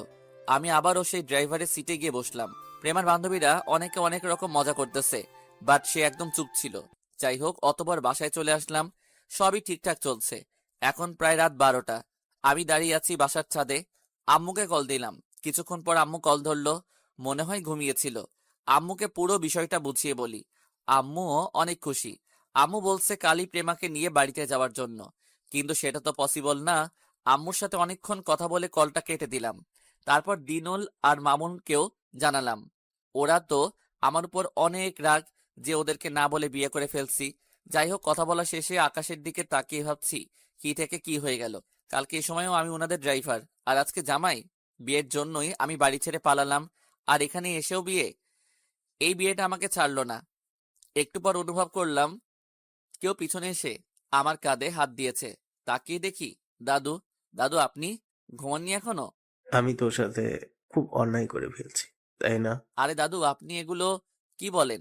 আপনি এত বিশাল সারপ্রাইজ দিবেন আমি কখনো কল্পনাও করিনি। যা, প্রেমা অনেকক্ষণ যাবৎ অপেক্ষা করছে। রাতও অনেক হয়েছে, যা ভেতরে যা। আমি আর কিছু না বলে চলে গেলাম। নিচে এসে প্রেমার রুমের সামনে দাঁড়িয়ে আছি। আসলে আমার রুম ছিল নিচে, কিন্তু আজ থেকে এখানে কেমন যেন অস্বস্তি লাগছে। ভয় ভয় দরজা খুললাম, ভিতরে গেলাম। দেখলাম প্রেমা ভিতরে নেই, হয়তো ওয়াশরুমে গেছে। আমি গিয়ে সোফায় বসে রইলাম, কিন্তু আমার ধারণা ভুল। প্রেমা বারান্দায় গিয়ে কার সাথে যেন মোবাইলে কথা বলছে। এসে আমার দিকে তাকালো, কিছু না বলে গিয়ে সোজা ঘুমিয়ে গেল। আমি কিছুক্ষণ বসে রইলাম, তারপর আমিও গিয়ে ওর পাশে খাটে গিয়ে বসলাম। যেই মাত্রই বসলাম সাথে সাথে সে একটা ধাক্কা মেরে আমাকে নিচে ফেলে দেয়। আই ছোট লোকের বাচ্চা, তো সাহস কি করে হয় আমার পাশে ঘুমানোর? তাহলে কোথায় ঘুমাবো? জাহান্নামে গিয়ে ঘুমা, শালা ছোট লোক। দেখেন, আমি কিন্তু আপনার হাজবেন্ড। কি? তুই আমার হাজবেন্ড? তোর কি ধারণা তোর মতো খ্যাত অশিক্ষিত ছোট লোককে আমি আমার হাজবেন্ড হিসেবে জীবনেও মানবো না? মানে কি এসবের? তাহলে বিয়ে কেন করলেন? সেটা দাদুর জন্য। দাদুর দিকে তাকিয়ে না করতে পারিনি। আর হ্যাঁ, তুই তোর মতো থাকবি, আমি আমার মতো। জীবনেও কোনোদিন আমার সামনে স্বামীর অধিকার নিয়ে আসবি না, বলে দিলাম। ড্রাইভার ড্রাইভারের মতো থাকবি। তুই আগেও ড্রাইভার ছিলি, এখনো ড্রাইভার হিসেবেই থাকবি। তোকে দাদু আর আব্বু আম্মু ভালো চোখে দেখে, আমি না। তোদের মতো ছেলেদের আমার ভালো করে চেনা আছে। দাদুকে ফাঁদে ফেলে আমাকে বিয়ে করছিস, আমি সব জানি। কিন্তু শুনে রাখ, খুব তাড়াতাড়ি আমি তোকে ডিভোর্স দিব। শালার এই ছিল আমার কপালে, যার জন্য করলাম চুরি সেই চোর ডাকে। আমি কিছু না বলে রুম থেকে বের হয়ে চলে যাব। এমন সময় প্রেমা আবার বলে, ওই কই যাস? তো এখানে থেকে কি করব? আমি আমার রুমে চলে যাচ্ছি। ড্রাইভারের জায়গায় যাচ্ছি। না, যাবি না। মানে কি, যাব না কেন? তুই যদি এখন ওখানে যাস বা ওই রুমে থাকিস, তাহলে সবাই ভাববে আমার আর তোর মাঝে কিছু হয়েছে। পরে আরো ঝামেলা হবে। বাহ, বুদ্ধি তো ভালোই আছে দেখা যাচ্ছে। আর হ্যাঁ শুন, তুই আমাকে ম্যাম বলেই ডাকবি, মনে থাকবে? হ্যাঁ, সুযোগ মাথা নাড়ালাম। আজ থেকে তুই নিচে থাকবি, খবরদার ভুলেও আমাকে টাচ করার চেষ্টা করবি না। যদি করিস তাহলে দেখবি আমি তোর কি হাল করি। আমি কিছু না বলে সোফায় গিয়ে ঘুমালাম। লাইট অফ করার সাথে সাথেই প্রেমা লাফিয়ে উঠল। ওই তুই লাইট কেন অফ করলি? লাইটটা অফ না করলে ঘুমাবো কিভাবে? আমি আলোতে ঘুমাতে পারি না। তুই কি ভাবছিস আমি তোর মতলব বুঝি না? লাইট অফ করবি, তারপর তুই আমাকে ছি, লাইট অফ করতে পারবি না। রাগে আমার পুরো শরীর কেঁপে উঠল। সোজা উঠে চলে যেতে লাগলাম। কিরে কই যাস? তো এখানে থেকে কি করব? এখানে থাকলে তো আমি আপনার গায়ে হাত দিব, তার চেয়ে বরং চলে যাওয়াই বেটার। এত খারাপ মন মানসিকতা নিয়ে থাকেন কিভাবে? সবার মন কি আপনার মতো? তো ওদের ছেলেদের আমার চেনা আছে। যা শুয়ে পড়। শোন, ডিম লাইট জ্বালিয়ে রাখ, আমার ভয় করে। আর কিছু না বলে ডিম লাইট জ্বালিয়ে ঘুমিয়ে গেলাম। সকালে চিল্লাচিল্লি শুনে ঘুমটা ভাঙলো। তাকিয়ে দেখি প্রেমাও নেই। আমি এক লাফ দিয়ে উঠে গেলাম। তাড়াতাড়ি করে সোফায় রুমে গেলাম। গিয়ে দেখি অনেকগুলো লোক দাদুকে ঘিরে দাঁড়িয়ে আছে। আমি যাওয়ার পর, কি ব্যাপার, আপনারা কারা? আমরা ব্যাংক থেকে আসছি। ওনার কোম্পানি ব্যাংক থেকে অনেক টাকা লোন নিয়েছে। এখন সুদে আসলে টাকার পরিমাণ 3 গুণ হয়ে গেছে। যদি উনি টাকা ফেরত না দেয় তাহলে আমরা ওনার কোম্পানি নিলামে ওঠাতে বাধ্য হব। ওনাকে এর আগেও অনেকবার সতর্ক দেওয়া হয়েছে, বাট উনি কোনো কিছু করেনি। তাই আজকে বাসায় আসলাম। হয় টাকা দিতে হবে, নাহলে এই বাড়ি আর ওনার পুরো কোম্পানি ব্যাংকের নামে লিখে দিতে হবে। ব্যাংকের লোকটার কথা শুনে জানো আমার পুরো শরীর কেঁপে উঠল। কি হবে এখন? দাদুর দিকে তাকালাম। উনি অপরাধী হয়ে বসে আছেন। পাশে প্রেমার আব্বু আম্মু দাঁড়িয়ে আছে। আমি ব্যাংকের লোকটাকে বললাম, স্যার কত টাকা হয়েছে মোট? অনেক টাকা। কেন, আপনি দিবেন নাকি? কে আপনি? ও আমার নাত জামাই। স্যার আমার কিছু কথা আছে। জি বলুন। আমাদেরকে আরো 6 মাস সময় দেন, আমরা আপনাদের পুরো টাকা দিয়ে দেব। অসম্ভব, এর আগেও কয়েকবার সময় দিয়েছি, আর 1 সেকেন্ডও সময় দেওয়া যাবে না। স্যার আমি আপনাকে কথা দিচ্ছি যে আগামী 6 মাসে যদি আপনাদের টাকা না দিতে পারি তাহলে আপনারা এই কোম্পানি বিক্রি করে দিয়েন। সাথে আমাকে যে শাস্তি দিবেন সেটা আমি মাথা পেতে নিব। আমি আপনাদের আরো একটা নিউজ দিতে চাই। কি নিউজ? যদি আপনারা আমাকে 6 মাস সময় দেন তাহলে আমি পুরো টাকার উপর 5% কমিশন দিব। এবার বাকিটা আপনাদের হাতে। এখন কি আপনারা এই অল্প টাকার কোম্পানি নিয়ে নিবেন, নাকি পুরো টাকার সাথে 5% কমিশন সহ নিবেন? সেটা আপনাদের ব্যাপার। আপনি যে কমিশন দিবেন সেটার ভিত্তি কি? আপনাদেরকে আমি লিখিত দিচ্ছি। এবার সিদ্ধান্ত আপনাদের হাতে। লোকগুলো কিছুক্ষণ নিজেরাই কথা বলল। এদিকে দাদু আর অন্যরা সবাই আমার দিকে তাকিয়ে রইল। কিছুক্ষণ পর উনারা বললেন, এই যে মিস্টার, আপনার নামটা যেন কি? জি আমার নাম আরাফাত। আরাফাত সাহেব, আপনার কথায় রাজি, তবে আমাদেরও একটা শর্ত আছে। কি বলেন?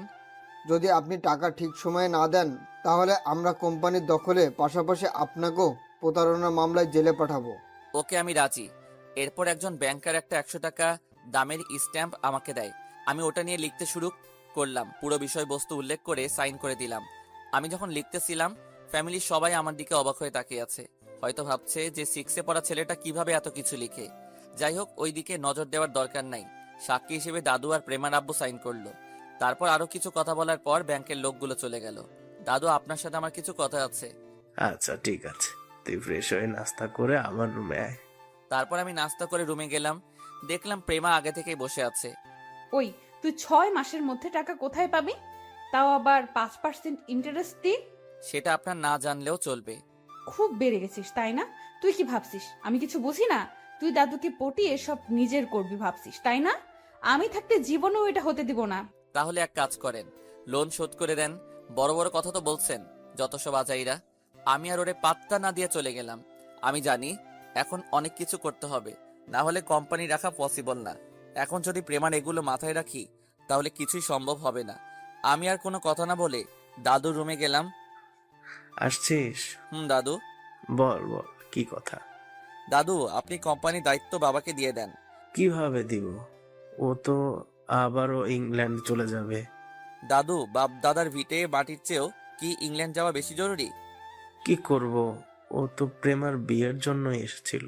দাদু উনি আসছে ঠিক আছে, আর যাওয়ার দরকার নাই। আপনি শুধু দায়িত্বটা উনাকে বুঝিয়ে দেন, বাকিটা আমি দেখে নিচ্ছি। তুই কিভাবে কি করবি আমি বুঝতেছি না। যদি তোর পড়ালেখাটা থাকতো তাহলেও কিছু একটা করতে পারবি। দাদু আমি আপনাকে একটা মিথ্যা কথা বলেছিলাম। কি? দাদু আমি আপনাকে বলেছি যে আমি পড়ালেখা করিনি, কিন্তু দাদু আমি অনার্স শেষ করে এখন মাস্টার্সে ভর্তি হয়েছি অ্যান্ড প্রেমার কলেজে পড়ি। দাদু অবাক হয়ে তাকিয়ে রইল। কি বলছিস? তুই আমাকে আগে বলিসনি কেন? দাদু আগে বললে হয়তো আপনি আমাকে এই ড্রাইভারের চাকরিটা দিতেন না, তাই আগে বলিনি। দাদু আপনার কাছে একটা অনুরোধ, কি? আপনি এই কথা অন্য কাউকে বলবেন না, এমনকি প্রেমাকেও না। বললে সমস্যা কোথায়? না দাদু প্লিজ বলবেন না। আপনি এখন স্যারকে নিয়ে অফিসে যাবেন অ্যান্ড ওনাকে সবকিছু বুঝিয়ে দিবেন। আমি নিচে গাড়ি নিয়ে আছি, আপনি স্যারকে নিয়ে আসেন। তারপর আমি নিচে চলে গেলাম, গাড়ি বের করে দাঁড়ালাম। কিছুক্ষণ পর দাদু আর স্যার আসলো, ওনাদেরকে নিয়ে অফিসে গেলাম। দাদু আর আমি স্যারকে সবকিছু বুঝিয়ে বললাম। উনিও আর না করেননি। তারপর অফিসে নিয়ে গিয়ে সবার সাথে স্যারের পরিচয় করিয়ে দিলেন। অ্যান্ড উনি যে আমাদের নতুন বস সেটাও সবাইকে বললেন। তারপর দাদু আমাকেও একটা ডেস্কে বসিয়ে দিলেন, বললেন আজ থেকে এখানে তুই বসবি। এরপর আমরা বাসায় চলে আসলাম। দুপুর 2টার সময় প্রেমা আমাকে কল দেয়। ওই কই রে তুই? এই তো বাসায়। সারাদিন বাসায় কি করিস? তাড়াতাড়ি কলেজে আয়, আমাকে নিয়ে যেতে হবে। আচ্ছা আপনি থাকেন, আমি আসছি। আমি আবারও গাড়ি নিয়ে কলেজে গেলাম। দেখলাম প্রেমার বান্ধবীরা সবাই ওখানে আছে। আমি যাওয়ার পর ওনাদেরকে সালাম দিলাম। ওনারাও অনেক মশকরা করলো আমার সাথে। তারপর আমি প্রেমার একটা হাত ধরে বললাম চলো। সাথে সাথেই প্রেমা আমাকে ওদের সামনে একটা থাপ্পড় দিয়ে দেয়। ছোট লোকের বাচ্চা, তোর সাহস কি করে হয় আমার হাত ধরার? ড্রাইভারের মতো থাকবি। আমি গালে হাত দিয়ে দাঁড়িয়ে রইলাম। প্রেমার বান্ধবীরা সবাই আমার দিকে তাকিয়ে আছে। লজ্জায় আমার অবস্থা শেষ। কিছু না বলে গাড়িতে চলে আসলাম। প্রেমাও এসে গাড়িতে বসলো। তারপর বাসায় চলে আসলাম। তারপর ফ্রেশ হয়ে খেয়ে নিলাম। রুমে এসে দেখি প্রেমা শুয়ে আছে। তাই ওখানে আর না থেকে আমি আবার নিচে আগের সেই জায়গায় চলে গেলাম। বিকেলে ফুল গাছে পানি দিচ্ছি। এমন সময় কেউ একজন আমার পিছনে এসে দাঁড়িয়ে আছে। আমি তাকিয়ে দেখি প্রেমা। আজকে নাকি বাবাকে অফিসের বস বানাইছে? হুম। তোকেও নাকি একটা ডেস্ক দিয়েছে? হুম। আপনাকে কে বলল? যেই বলুক, সেটা তোর না জানলেও চলবে। এই, তুই অফিসের কি বুঝবি? ভালো করে পড়তেও তো পারবি না। তুই ডেস্ক নিলি কেন? আমি নেইনি, দাদুই আমাকে দিয়েছে। দাদু বললো আর তুই রাজি হয়ে গেলি? এই দাদুই তোকে মাথার উপরে তুলেছে, শালা ছোট লোক কোথাকার। প্রেমা হনহন করে চলে গেল। আমি কিছু না বলে ফুল গাছে পানি দিতে লাগলাম। মনে মনে বললাম ফকিন্নি, দাদুর জন্যই ভালো আছিস, না হলে কোথায় যেত তোর এত চর্বি আল্লাহ ভালো জানে। এখনো কোম্পানি ধরে রাখতে পারি কিনা আল্লাহ ভালো জানে, না হলে কোথায় যাবে তোর এই লাক্সারিয়াস লাইফ। পথে বসতে হবে সবাইকে। যাই হোক, পানি দেওয়া শেষ করে আমি রুমে চলে গেলাম। দিনুরকে কল দিয়ে কিছুক্ষণ কথা বললাম। তারপর দাদুর রুমে গেলাম।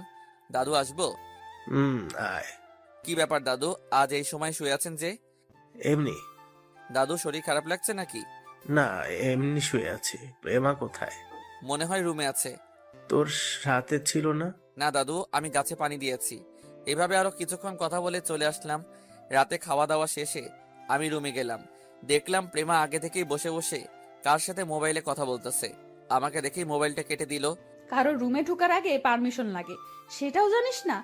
রুমে ঢুকবো, এখানে পারমিশনের কি আছে? আর এই রুমটা তো অন্য কারো নয়, আমারও তো থাকার অধিকার আছে। কি? আর একটা কথা বললে লাথি দিয়ে বের করে দিব, ছোট লোক একটা। আমি কিছু বলতে যাব এমন সময় দেখি দাদু কল দিয়েছে। একটু আমার রুমে আয়। আমি দাদুর রুমে গেলাম। আমার মাথার পাশে বস। দাদু আপনি ঠিক আছেন? হুম, ঠিক আছি। তুই কোরআন তিলাওয়াত করতে পারিস? জি দাদু পারি, কিন্তু হঠাৎ। তিলাওয়াত কর। আমি আর কিছু না বলে সূরা ইয়াসিন তিলাওয়াত করলাম। দেখলাম দাদু আস্তে আস্তে ঘুমাতে শুরু করলো। এরপর সারা আর রহমান তিলাওয়াত করলাম। দেখলাম দাদু ঘুমিয়ে গেছে। আমি দাদুর মাথায় কিছুক্ষণ হাত বুলিয়ে দিলাম। ভাবতে লাগলাম আব্বু আম্মুর পরে এই মানুষটাই আমাকে সবচেয়ে বেশি ভালোবাসে, যার উপকার বলে বোঝানো যাবে না। প্রথমে ড্রাইভার, তারপর নাচ জামাই, আবার অফিস সহকারী।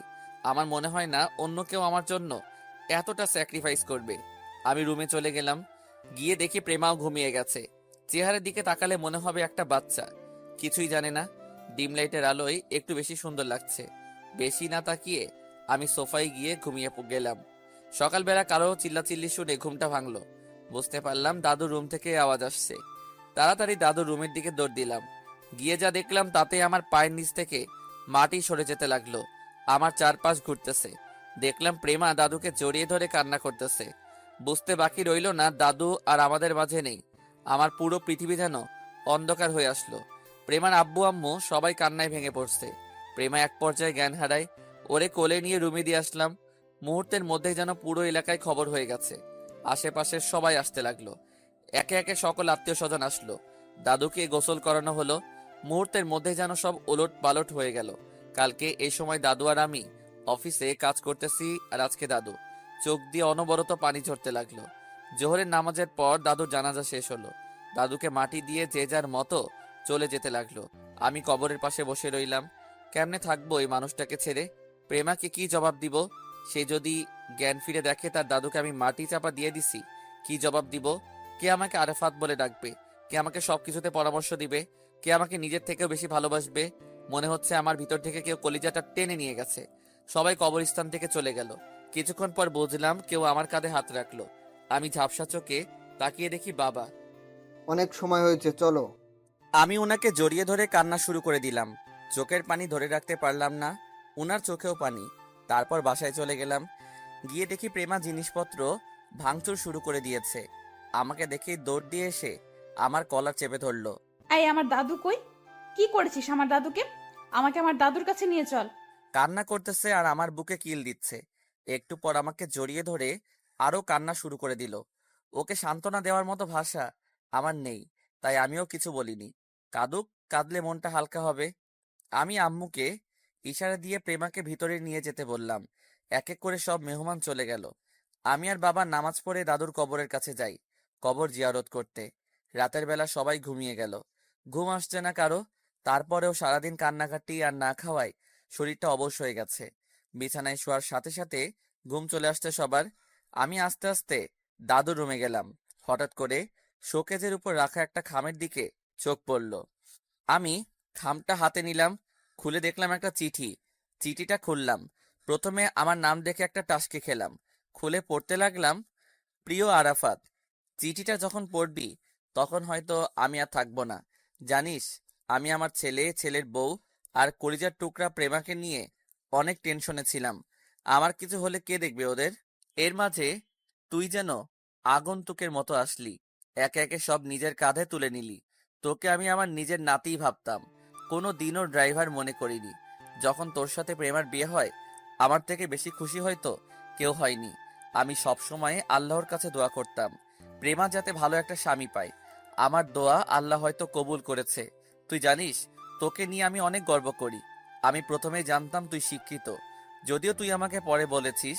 তোর উপর আমার পুরো বিশ্বাস আছে, তুই আমার ফ্যামিলিকে খারাপ হতে দিবি না। সেই বিশ্বাসের কারণেই আমি আমার সবকিছু তোর নামে লিখে দিলাম। বিনিময় তোর কাছে আমি আমার ছেলে, ছেলের বউ আর প্রেমাকে আমানত হিসেবে রাখলাম। তুই ওদেরকে দেখে রাখিস। আমি এটাও জানি প্রেমা তোকে এখনো মেনে নেয়নি, তবে নিবে। ওর মনটা অনেক নরম, দেখবি একদিন ঠিকই সে তোকে মেনে নিবে। তুই কোনো দিনই প্রেমাকে কষ্ট দিস না। আজ থেকে আমার সবকিছুই তোর। তোর আমানত তুই রক্ষা করবি, তোর ফ্যামিলি তুই রক্ষা করবি। দাদুকে মাফ করে দিস। চিঠিটা পড়ে নিজেকে আর স্থির রাখতে পারলাম না। নিজের অজান্তেই চোখ দিয়ে পানি ঝরতে শুরু করলো। চিঠিটা খুব যত্নে রেখে দিলাম। দরজার পাশ দিয়ে কারো আসার আওয়াজ পেলাম। তাকিয়ে দেখি বাবা। বাবা, আপনি এখনো ঘুমাননি? ঘুম আসছে না? তুমি ঘুমাওনি? না বাবা, আমারও ঘুম আসছে না। দাদুকে অনেক মিস করতেছি। জানো বাবা, কি জিনিস আমি এতদিন বুঝিনি, আজকে বুঝতেছি। আমার মাথার উপর থেকে ছায়াটা চলে গেছে। বাবার মৃত্যুর জন্য আমি দায়ী। বাবা, আপনি এটা কেন বলছেন? আপনি কেন দায়ী হবেন? আমিও দায়ী। আজকে আমাদের ফ্যামিলির এই অবস্থা হয়েছে শুধু আমার জন্য। ছোটবেলা থেকে অসৎ কাজে টাকা ওঠাতাম, সারাদিন বন্ধু বান্ধব নিয়ে পড়ে থাকতাম। আমার ফিউচার চিন্তা করে বাবা আর বিয়ে করেনি, অথচ আমি বাবাকে কি দিলাম? শুধু কষ্ট ছাড়া আর কিছুই দিতে পারিনি। নিজের ইচ্ছা মতো বিয়ে করলাম, সেটাও বাবা মেনে নিয়েছে। কোনোদিন আমাকে ধমক দিয়ে কথা বলেনি। বিদেশে গিয়ে পড়ালেখা করব বলে অনেক টাকা বাবার থেকে নিয়ে গেছি, বাবাও কোনোদিন না করেনি। এখন বুঝতে পারছি বাবা আমার জন্য লোন করে টাকা পাঠিয়েছে। তুমি জানো বাবার মৃত্যু কিভাবে হয়েছে? না। উনি ঘুমের মধ্যে হার্ট অ্যাটাক করেছে, বিকালে ওনার ডেথ সার্টিফিকেট আসছে। বাবা, এখন এগুলো বলে আর কি লাভ? যা হওয়ার তা তো হয়েই গেছে। এখন আমাদের দোয়া করা ছাড়া আর কিছুই করার নাই। বাবার মৃত্যুর জন্য আমি দায়ী, আমার ক্ষমা নেই। বাবা, আপনি পাগল হয়েছেন? এভাবে ভেঙে পড়লে আমাদের কি হবে? আম্মু আর প্রেমাকে কে দেখাশোনা করবে? বাবা আর কিছু না বলে আমাকে জড়িয়ে ধরে রাখে কিছুক্ষণ, তারপর ওনার রুমে চলে যায়। সকালবেলা আমি নামাজ পড়ে এসে দাদুর কবর জিয়ারত করে আসলাম। বাবাও ছিল। বাসায় এসে দেখি প্রেমা কেমন ফ্যাকাশে মুখ নিয়ে বসে আছে। আম্মাও কেমন যেন হয়ে গেছে। বুঝতে পারলাম কেউ নাস্তা করেনি। আমি রান্নাঘরে গিয়ে ওনাদের সবার জন্য নাস্তা রেডি করলাম। সবাইকে ডাকলাম, আসলো। সবাই বসে বসে নাস্তা নাড়াচাড়া করছে, বাট কেউ খেতে পারছে না। প্রেমার দিকে তাকালাম, মনে হচ্ছে সে এক্ষুনি কেঁদে দিবে। সেই দিন আর অফিসে যাইনি। আমি বাড়ির টুকটাক কিছু কাজ করলাম। এইভাবে কয়েকদিন চলে গেল।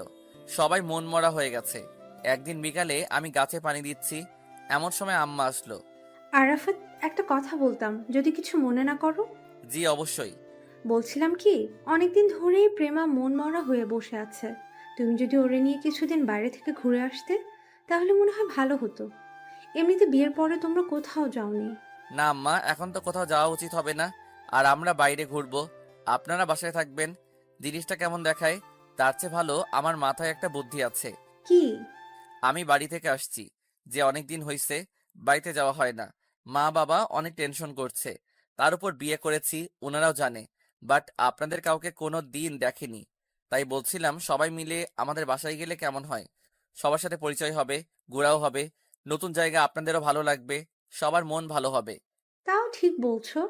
বেআইব কিংবা বেআইনের সাথে শুধু মোবাইলেই কথা হয়, সরাসরি হয়নি। তাহলে আপনি বাবার সাথে কথা বলেন, আমরা কালকেই যাব। আচ্ছা, তোমার বাবা বাইরে গেছে, আসুক, আসলে কথা বলবো। আচ্ছা আম্মা, ঠিক আছে। এরপর আম্মা চলে যায়। আমি আরো কিছুক্ষণ পানি দিয়ে রুমে চলে গেলাম। রাতের বেলা আম্মা বাবাকে সব বুঝিয়ে বলল, উনারা রাজি হলো। আমি আমার মাকে কল দিয়ে বললাম কালকে আমরা সবাই আসছি। মা তো মহা খুশি। দিনুল, মামুনকেও জানালাম। ঘুমানোর সময় রুমে গেলাম, দেখলাম প্রেমা আয়নার সামনে বসে আছে। আম্মা আপনাকে কিছু বলেছে? না, কেন, কি হয়েছে? কালকে আমরা আমাদের বাড়িতে যাব। কোথায় যাব? আমাদের বাড়ি, ফেনীতে যাব। সকালে তাড়াতাড়ি রওনা দিতে হবে। আমরা কিছুদিন ওখানে থাকবো। আপনি আপনার কিছু জামা কাপড় নিয়ে নেন, আর যা যা দরকার সবকিছু ব্যাগে নিয়ে নেন। আমি জীবনেও যাব না। তোর বাড়ি তুই যা, আমাকে কেন টানাটানি করছিস? আব্বু আম্মুও যাবে। আপনি এখানে একা থেকে কি করবেন? আমার যা ইচ্ছে তাই করব। তুই যা, আমার সামনে থেকে সর। আমি আর কিছু না বলে নিচে আমার আগের সেই রুমে চলে গেলাম। এই ফকিন্নির সাথে কথা বলা আর রাস্তার কুকুরের সাথে কথা বলা একই কথা। আমি নিচে গিয়ে ঘুমিয়ে গেলাম। সকালবেলা উঠে বাবাকে ডাক দিলাম। দুজনে নামাজ পড়ে কবর জিয়ারত করে নিলাম। তারপর ওনাদেরকে রেডি হতে বললাম। ওনারা রেডি হয়ে নিল। তারপর সবাই নাস্তা করে নিলাম। প্রেমাকে অনেক রিকোয়েস্ট করা হলো, কিন্তু সে যাবে না, এটাই ফাইনাল। আমি বাবা আর আম্মাকে ইশারায় বললাম যে ও যাবে, এখন না গেলে পরে হলেও যাবে। আগে আমাদের চলে যেতে হবে। আমরা গাড়িতে মালামাল তুলে রওনা দিলাম ফেনীর উদ্দেশ্যে। একটা অন্যরকম ভালো লাগা কাজ করছে। প্রাণের সেই শহরে কতদিন পর যাচ্ছি, কতদিন পর নিজের প্রিয় মুখগুলো দেখব। গাড়ি স্টার্ট দিলাম, তারপর রওনা দিলাম। সকাল 8টায় রওনা দিলাম। এর মধ্যে মা অনেকবার কল দিয়েছে। আমরা যখন কুমিল্লা পার হয়ে ফেনীর কাছাকাছি চলে আসলাম, মানে কুমিল্লা 14 গ্রামে আসলাম, তখন প্রেমা আমাকে কল দিয়েছে। ওই, কই তোরা?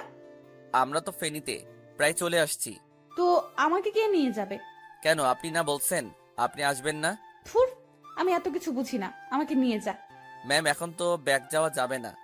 আব্বা আমার অনেক কষ্ট হবে। আপনি বাসে করে চলে আসেন, আমি ওখান থেকে আপনাকে নিয়ে যাব। কি বললি? রাখি এখন। এ কথা বলে কলটা কেটে দিলাম।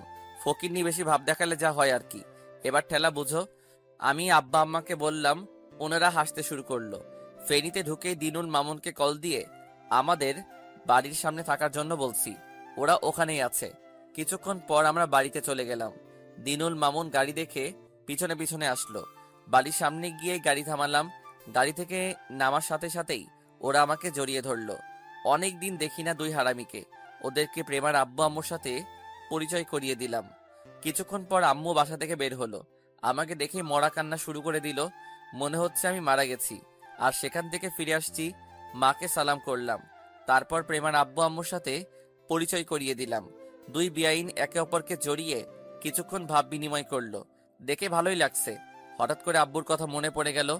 দেখলাম আব্বু বাজার থেকে কি যেন কিনে নিয়ে আসতেছে। আমি ওনারে দেখেই ভয়ে ঘরের ভিতর একটা দৌড় দিলাম। আমার দৌড় দেখে সবাই অবাক হয়ে তাকিয়ে আছে। তারপর আম্মু আব্বুর সাথে ওনাদের সবার পরিচয় করিয়ে দেই। আব্বুও বেশ ওনাদের সাথে মিশে গেছে। একটু পর আব্বু আমার খোঁজ করলো। আম্মু আমার রুমটা দেখিয়ে দিল। আব্বু আস্তে আস্তে ভিতরে আসলো। এদিকে আমার কলিজায় পানি নেই। এই কে তুই? আমার বাড়িতে কি করিস? কি হলো, কথা কানে যায় না? বের হ আমার বাড়ি থেকে। আমি তখনও চুপ করে দাঁড়িয়ে রইলাম। একটু পর আব্বু এসে আমাকে বুকে জড়িয়ে নেয়। মুহূর্তে যেন সব রাগ চলে গেল। তুই আমাকে মাফ করে দিস, আমি তোর সাথে অনেক অন্যায় করেছি। আরে আব্বু, কি বলেন এসব? আমি তো আপনার সাথে বেয়াদবি করেছি। হ্যাঁ রে, বৌমা কোথায়? আব্বু, ও অফিসে ছিল, তাই আমাদের সাথে আসেনি। একটু পর আসবে। ও আচ্ছা। আব্বু, আপনি ওনাদের একটু আপ্যায়ন করেন, আমি আপনার বৌমাকে নিয়ে আসছি। বাইরে এসে দিনুল মামুনকে বললাম ওনাদের সাথে থাকতে। তারপর আমি আবার গাড়ি নিয়ে বাস স্টেশনে গেলাম। 2 ঘন্টা পর প্রেমা আসলো। Welcome to Feni. প্রেমা অদ্ভুতভাবে আমার দিকে তাকালো। ম্যাম, আপনার আসতে কোনো সমস্যা হয়নি তো? তুই ঢাকা যা, তারপর দেখে নিব। ভুলে যাবেন না আপনি এখন ফেনীতে আছেন, আমার এলাকায়। তো কি হইছে? কি করবি তুই আমার? সরি, কিছু না। চলেন গাড়িতে উঠেন। গাড়িতে ওঠার পর আমি গাড়ি স্টার্ট দিলাম। তারপর বাসার দিকে রওনা শুরু করলাম। ম্যাম, একটা কথা বলার ছিল। কি? যদিও আপনি আমাকে আপনার বর হিসেবে মেনে নেননি, আমিও আর কিছু বলিনি, কিন্তু বাইরে সবাই জানে আপনি আমার স্ত্রী। তো এখন কি হইছে? না মানে বলছিলাম কি, আপাতত যতদিন বাড়িতে আছি আপনি ততদিন প্লিজ আমার সাথে একটু ভালোভাবে কথা বলবেন। আমি পারবো না। প্লিজ ম্যাম, আপনি যদি আব্বু আম্মুর সামনে আমার সাথে এইভাবে কথা বলেন বা নাম ধরে ডাকেন, ওনারা অনেক কষ্ট পাবেন। প্লিজ ম্যাম, কিন্তু কথা দিচ্ছি ওনাদের বাইরে আমি ড্রাইভারের মতোই থাকবো। আচ্ছা, দেখা যাবে। মনে মনে বললাম, ফকিন্নি, দাদু সবকিছু আমার নামেই লিখে দিছে। এখন আমি যা বলবো তোদের সেটাই শুনতে হবে। আমি যদি বেইমানি করি আমার চুলও ছিঁড়তে পারবি না। কিন্তু আমার বাবা মা আমাকে ওই শিক্ষা দেয়নি। আমি বরং মালিক হয়েও আগের মতো আচরণ করব। কথা বলতে বলতে বাসায় চলে আসলাম। ভিতরে ঢোকার সাথে সাথেই আম্মু বাইরে আসলো। আমি প্রেমাকে ইশারায় সালাম করতে বললাম, কিন্তু ফকিন্নি সালাম করে না। ইশারায় কান ধরলাম, অনুরোধ করলাম, তারপরও সে সালাম করতে রাজি নয়। যাই হোক, একটু পর ওর মনে রহমত আসলো।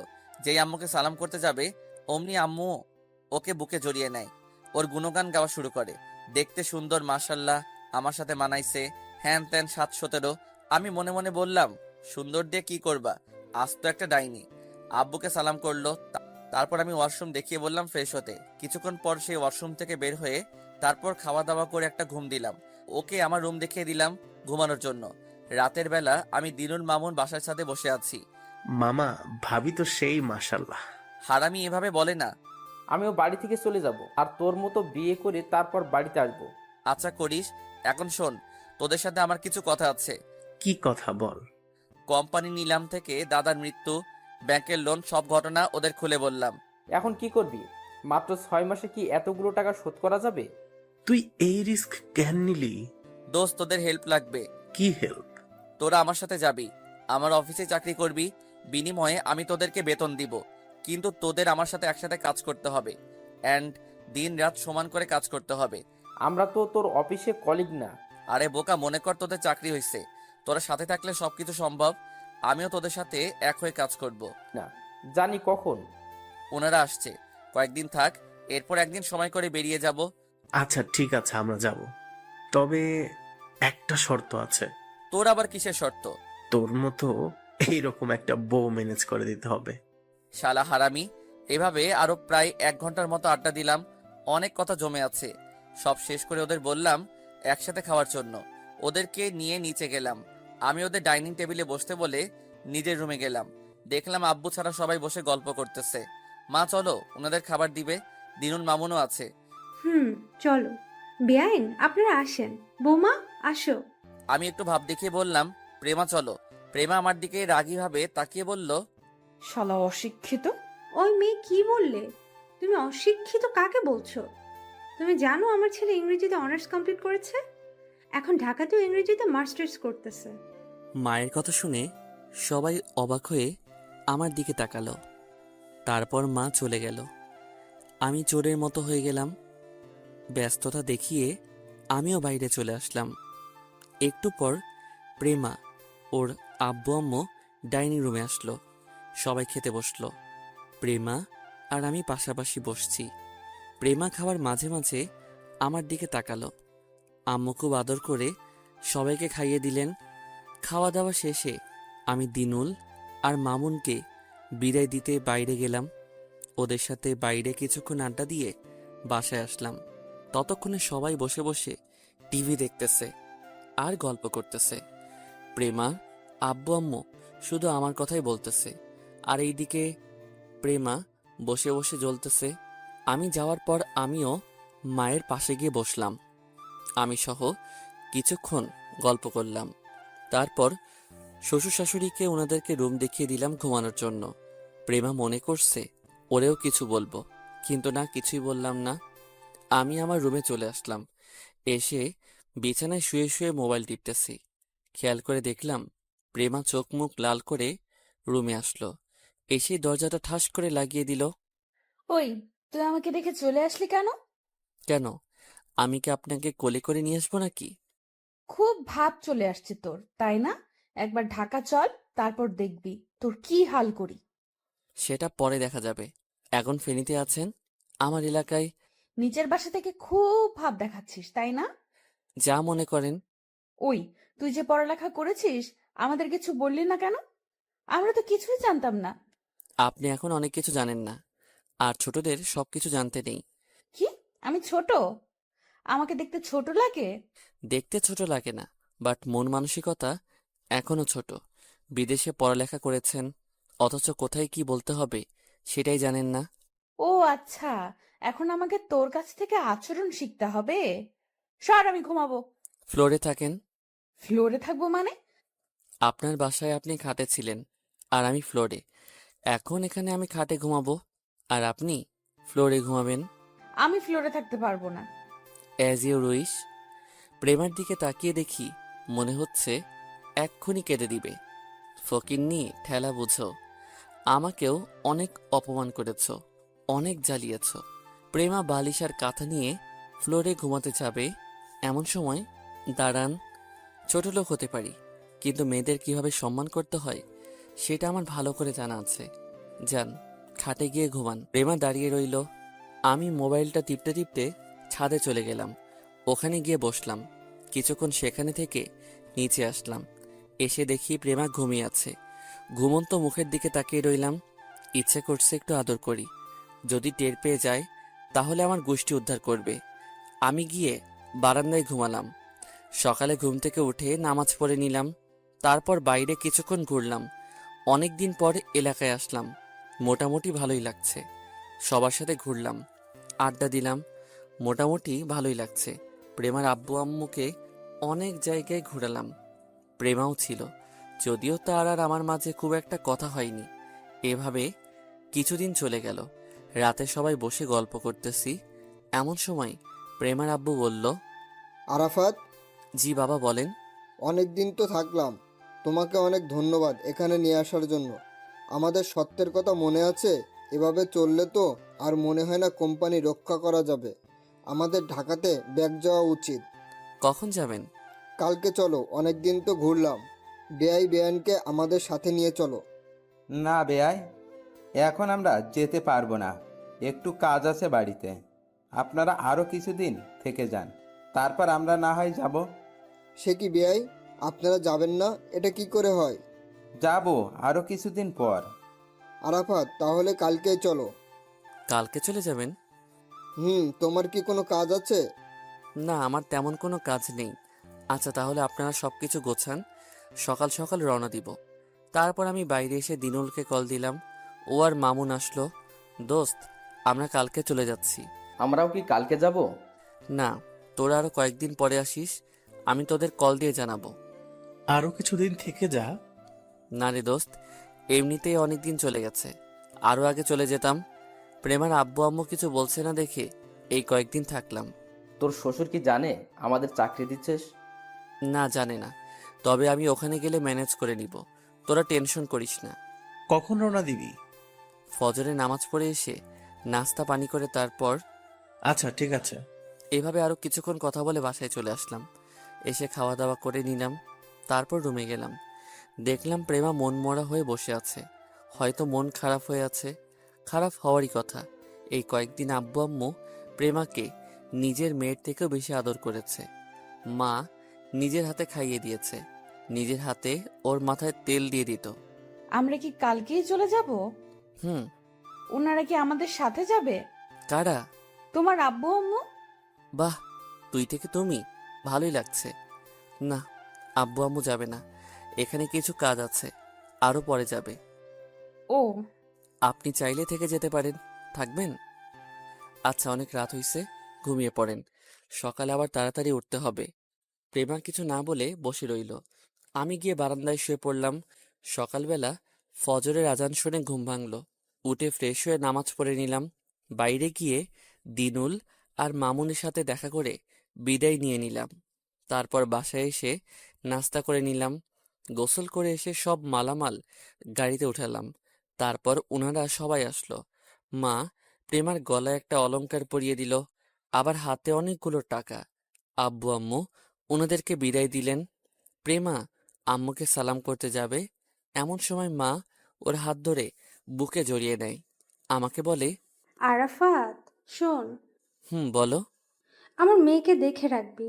যদি শুনি তুই ওর সাথে কোনো খারাপ কিছু করেছিস, তাহলে দেখবি আমি তোর কি করি। প্রেমাও আম্মুকে জড়িয়ে ধরে আছে। তারপর আমি আম্মুকে সালাম করলাম, বাবার সাথে কোলাকুলি করে গাড়ি স্টার্ট দিলাম। এরপর ঢাকার উদ্দেশ্যে রওনা দিলাম। গাড়িতে আমি, বাবা আর আম্মা অনেক কথা বললাম, কিন্তু প্রেমা একেবারেই চুপ। কুমিল্লা মিয়ামি রেস্টুরেন্টের সামনে গিয়ে দাঁড়ালাম, কিছু খাবো। সবাই নামলো। তারপর ভিতরে গেলাম, খাবার অর্ডার দিয়ে বসলাম। প্রেমার দিকে তাকিয়ে জিজ্ঞেস করলাম, কি হয়েছে আপনার? কিছু না। ওনাদের জন্য মন খারাপ? আচ্ছা, আর কিছুদিন যাক, ওনাদেরকেও ঢাকা নিয়ে আসবো সারা জীবনের জন্য। সত্যি? হুম, এখন খেয়ে নে। তারপর সবাই নাস্তা করে আবার গাড়িতে উঠলাম। ঢাকা আসতে আসতে প্রায় দুপুর হয়ে গেল। বাসায় যাওয়ার সময় বাইরে থেকে খাবার নিয়ে গেলাম, কারণ এখন রান্না করা সম্ভব না। বাসায় গিয়ে ফ্রেশ হয়ে খেয়ে আমি নিচে এসে সেই আগে ড্রাইভারের রুমে এসে ঘুমালাম। রাতের বেলায় এশারে নামাজ পড়ে এসে দাদুর কবর জিয়ারত করে আসলাম। তারপর বাসায় আসলাম, খাওয়া দাওয়া করে প্রেমার রুমে গেলাম, কারণ নিচে গেলে বাবা মাইন্ড করে। অনেকবার আমাকে নিচের রুমে থাকতে নিষেধ করছে। তাই প্রেমার রুমে গেলাম, গিয়ে দেখি সে আম্মুর সাথে তোলা সেলফিগুলো দেখতেছে। আমাকে দেখে মোবাইলটা রেখে দিল। আমি একটা বালিশ নিয়ে সোফার দিকে যাব, এমন সময় প্রেমা বলল, একটা কথা বলবো? বলেন। তুমি চাইলে খাটে ঘুমাতে পারো, আমার সমস্যা হবে না। ধন্যবাদ, কিন্তু আমি ঘুমাবো না। কেন? ড্রাইভার কখনো মালিকের মেয়ের সাথে ঘুমাতে পারে না। তুমি তো আমার হাজবেন্ড। কে বলল? সবাই তো জানে। সবাই জানে, কিন্তু এটা জানে না যে বিয়ের পর থেকে আমি নিচে ঘুমাই আর আপনি খাটে। সবাই এটা জানে যে আপনি আমাকে আগের মতো সেই তুই করেই ডাকেন, যেখানে সেখানে অপমানিত করেন। আমার খাটে থাকার দরকার নেই, আপনার খাট আপনি ঘুমান। প্রেমা কিছু বলতে চেয়েছিল, বাট তার আগে আমি রুমের লাইটটা অফ করে শুয়ে পড়ি। পরের দিন সকালে বাবা আর আমি একসাথে অফিসে যাই। আমি গিয়ে আমার ডেস্কে বসি আর বাবা ওনার রুমে যায়। আমি অন্যান্য কর্মচারীদের কাছ থেকে সবকিছু বুঝে নিই, তারপর নতুন করে আবার সবকিছু শুরু করি। বাবার রুমে গেলাম। বাবা, আসবো? আরে আসো আসো, কিছু বলবে? বাবা, একটা কথা বলার ছিল। বলো। বাবা, ফেনীতে আমার 2টা বন্ধুকে বলেছি এখানে কাজ করার জন্য। ওরা সহ একসাথে কাজ করলে আমরা অনেক দূর এগিয়ে যেতে পারবো, না হলে লোন শোধ করা কষ্ট হয়ে যাবে। তোমার যেটা ইচ্ছা হয় সেটাই করো, যেভাবে ভালো বোঝো। বাবা, আরেকটা কথা। কি? বাবা, আমি ওদের সাথে বাইরে থাকবো। বাইরে থাকবে মানে? বাবা, আমি চিন্তা করেছি অফিসের উপরের তলায় আমাদের থাকার ব্যবস্থা করব। আমি আর বাসায় যাব না, এখান থেকেই কাজ করব। সে কি, বাসায় যাবে না কেন? বাসা থেকে করলেই তো পারো। বাবা, মাত্র 6টা মাস, আমাদের মাথা থেকে সব চাপ চলে যাক, তারপর না হয় বাসায় গিয়ে থাকবো। এই 6 মাস আমার মাথায় বাসার চিন্তা না থাকাই বেটার হবে। প্রেমা কি বলবে? আপনি বলে দিয়েন, না হয় আমি আজকে বলে দিব। প্রয়োজনে আমি ওকে কলেজে দিয়ে আসবো, আবার ছুটির পর নিয়ে আসবো। আচ্ছা বাবা, তোমার যেভাবে মন চাই করো। ধন্যবাদ। তারপর আমি আমার ডেস্কে চলে গেলাম, গিয়ে দিনুল আর মামুনকে কল দিয়ে আগামীকাল আসার জন্য বললাম। ওরাও আসবে বলে জানিয়ে দিয়েছে। অফিস শেষে গাড়ি চালিয়ে বাবাকে নিয়ে বাসায় গেলাম। রাতের বেলা সোফায় বসে টিভি দেখতেছে, এমন সময় আমি বাবাকে ইশারা দিয়ে বিষয়টা বলতে বললাম। বাবা পুরো বিষয়টা আমাকে আর প্রেমাকে বুঝিয়ে বলেছেন, ওনারা কিছুই বলেনি। রাতে ঘুমাতে গেলাম, প্রেমা বলল, বাসায় থেকে অফিস করা যায় না? গেলেও করব না, মাথার উপর অনেক চাপ, পরেরটা পরে দেখা যাবে। আমার কলেজ। কলেজ প্রতিদিন করার দরকার নেই, সপ্তাহে 2-3 দিন করবেন। আর আমাকে কল দিয়েন, আমি দিয়ে আসবো। প্রেমার কিছু না বলে ঘুমিয়ে গেল, আমিও ঘুমিয়ে গেলাম। পরের দিন বাবাকে অফিসে নামিয়ে দিয়ে আমি বাস স্টেশনে গেলাম দিনুল আর মামুনকে নিয়ে আসতে। অনেকক্ষণ ওয়েট করার পর ওরা আসলো। ওদের সাথে কোলাকুলি করে গাড়িতে বসিয়ে ওদেরকে সরাসরি অফিসে নিয়ে গেলাম। তারপর অফিসের উপরের তলায় ওদের থাকার ব্যবস্থা করলাম। যেহেতু প্রথম দিন, তাই আর ওদের কোনো কাজে না দিয়ে পুরো অফিস ঘুরে দেখলাম আর ওদের কাজ বুঝিয়ে দিলাম। সেদিন ওদেরকে সাথে নিয়ে বাসায় গেলাম, মানে প্রেমাদের বাসায়। ওরা তো বাসা দেখে হা করে তাকিয়ে আছে। গিয়ে আম্মু আর প্রেমার সাথে দ্বিতীয়বারের মতো পরিচয় করিয়ে দিলাম। তারপর একসাথে দুপুরে খাবার খেয়ে ওদেরকে নিয়ে বাজারে গেলাম, কিছু জিনিস কিনলাম। এরপর ওদেরকে নিয়ে আবার অফিসে গেলাম। আমি ওদের সবকিছু ঠিকঠাক ভাবে করতে বলে বাবাকে আবার বাসায় নিয়ে আসলাম। এরপর আমি আবার ওদের কাছে চলে গেলাম। রাতের বেলা আমি নিজেই রান্না করলাম, খেতে বসলাম তিনজন একসাথে। আরাফাত, তোর ভাগ্য অনেক ভালো। কেন? এই যে এত বড় অফিসের চাকরি, বড় লোকের মেয়ের সাথে বিয়ে, আবার তুই যেভাবে বলছিস ওনারাও তোর কথা শুনতেছে। ভাবিও অনেক ভালো মনের দেখলাম। তোরা আসল মানুষটাকে দেখিসনি, উনি না থাকলে হয়তো কিছুই হতো না। কে? দাদু, দাদুর জন্যই এসব কিছু হয়েছে। আচ্ছা, আরেকটা কথা বলতো, কি? তুই ওই বাসা ছেড়ে আমাদের সাথে কেন থাকবি? সেটা এখন বললেও বুঝবি না, আর কিছুদিন যাক, তারপর বুঝে যাবি। এভাবে আরো কিছুক্ষণ কথা বলে সবাই ঘুমিয়ে গেলাম। সকালে প্রেমা কল দিল, সে নাকি কলেজে যাবে। আমি রেডি হয়ে ওদের বাসায় গেলাম, ওরে গাড়িতে উঠিয়ে আবার কলেজে দিয়ে আসলাম। কলেজে নামিয়ে দিয়ে আমি আবার অফিসে চলে আসলাম। যাওয়ার সময় বাসে চলে যেতে বলেছি, কারণ গাড়ি বাবার কাছেই থাকবে। ওনাকে আজকে বাইরে যেতেই হবে, কয়েকজন ব্যবসায়ীর সাথে কথা বলবে। এইভাবে দিন যেতে থাকলো। আমি দিনুল আর মামুন গাধার মতো খাটতে লাগলাম। অন্যান্য কর্মচারীদের বেতন বাড়িয়ে দিব বলে ওনাদেরকে দিয়েও ডাবল কাজ করাতে শুরু করলাম। একদিন দুপুরবেলা আমি দিনুলের ডেস্কে গেছি, ওর কম্পিউটারে নাকি কি যেন সমস্যা হয়েছে। পাশে মামুনও ছিল। এমন সময় দেখলাম প্রেমা হাতে একটা টিফিন বক্স নিয়ে অফিসে আসলো। বাবাও তো অফিসে নাই, টিফিন কার জন্য? আমার জন্য নাকি? দূর, আমার জন্য কেন আনবে? আর হঠাৎ করে অফিসে আসলো কেন? আস্তে আস্তে সে একেবারে আমাদের সামনে চলে আসলো। ওর আঁচল দিয়ে আমার মুখটা মুছে দিল। আমি তো পুরো অবাক। তারপর বলল, সারাদিন শুধু কাজ করলে হবে, ঠিকমতো খেতে হবে না? আমি বড় ধরনের একটা টাস্কি খেলাম। কাহিনী কি? দিনুল মামুনের দিকে তাকিয়ে দেখি ওরাও হা করে আছে। তারপর প্রেমা আমার হাতটা ধরে আমার রুমে নিয়ে যায়। আমি পুরো সময়টা যেন স্বপ্নের মধ্যে ছিলাম। রুমে গিয়ে আমি তখনও অবাক হয়ে তাকিয়ে রইলাম। কি দেখো? আমাকে একটা চিমটি দেন তো। কেন? আমার কেমন যেন মনে হচ্ছে আমি স্বপ্নের মধ্যে আছি, তাই। প্রেমা আমার হাতে একটা চিমটি দিল। উপ! কি হলো? এত জোরে কেউ চিমটি দেয়? তুমিই তো বলছো। তাই বলে এত জোরে দিবেন নাকি? বেশ করেছি। একটা কথা বলার ছিল। কি? হঠাৎ করে এত ভালোবাসা কেন? এত আদরের মানেটা কি? কেন? আমি কি একটু যত্নও নিতে পারি না? সেটা না, যে আপনি আমার নামই শুনতে পারতেন না, আর সে আপনি আজকে আমার জন্য খাবার নিয়ে আসছেন, বিষয়টা অবাক করার মতো। মানুষ সব সময় একরকম থাকে না। আর আগের সবকিছুর জন্য সরি। আচ্ছা, এখন ওসব কথা থাক, তুমি ফ্রেশ হয়ে আসো, আমি খাবার দিচ্ছি।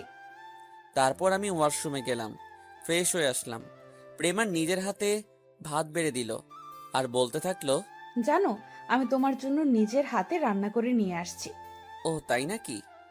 আচ্ছা, তাহলে তাড়াতাড়ি দেন। প্রেমা আমাকে ভাত দিলে প্রথম নলা মুখে দিতেই আমার 12টা বেজে গেল। যেমন ঝাল তেমন কড়া, মুখে দেওয়াটাই অনেক কষ্টের। আমি তারপরও হাসি মুখে খাচ্ছি। কেমন হয়েছে? অসাধারণ। আমার কেমন যেন মনে হচ্ছে রান্না ভালো হয়নি। খুব ভালো হয়েছে। দেখি, আমি একটু খেয়ে দেখি। হুম, আমার জন্য এনেছেন, আমি খাবো। না, আমিও একটু খেয়ে দেখি।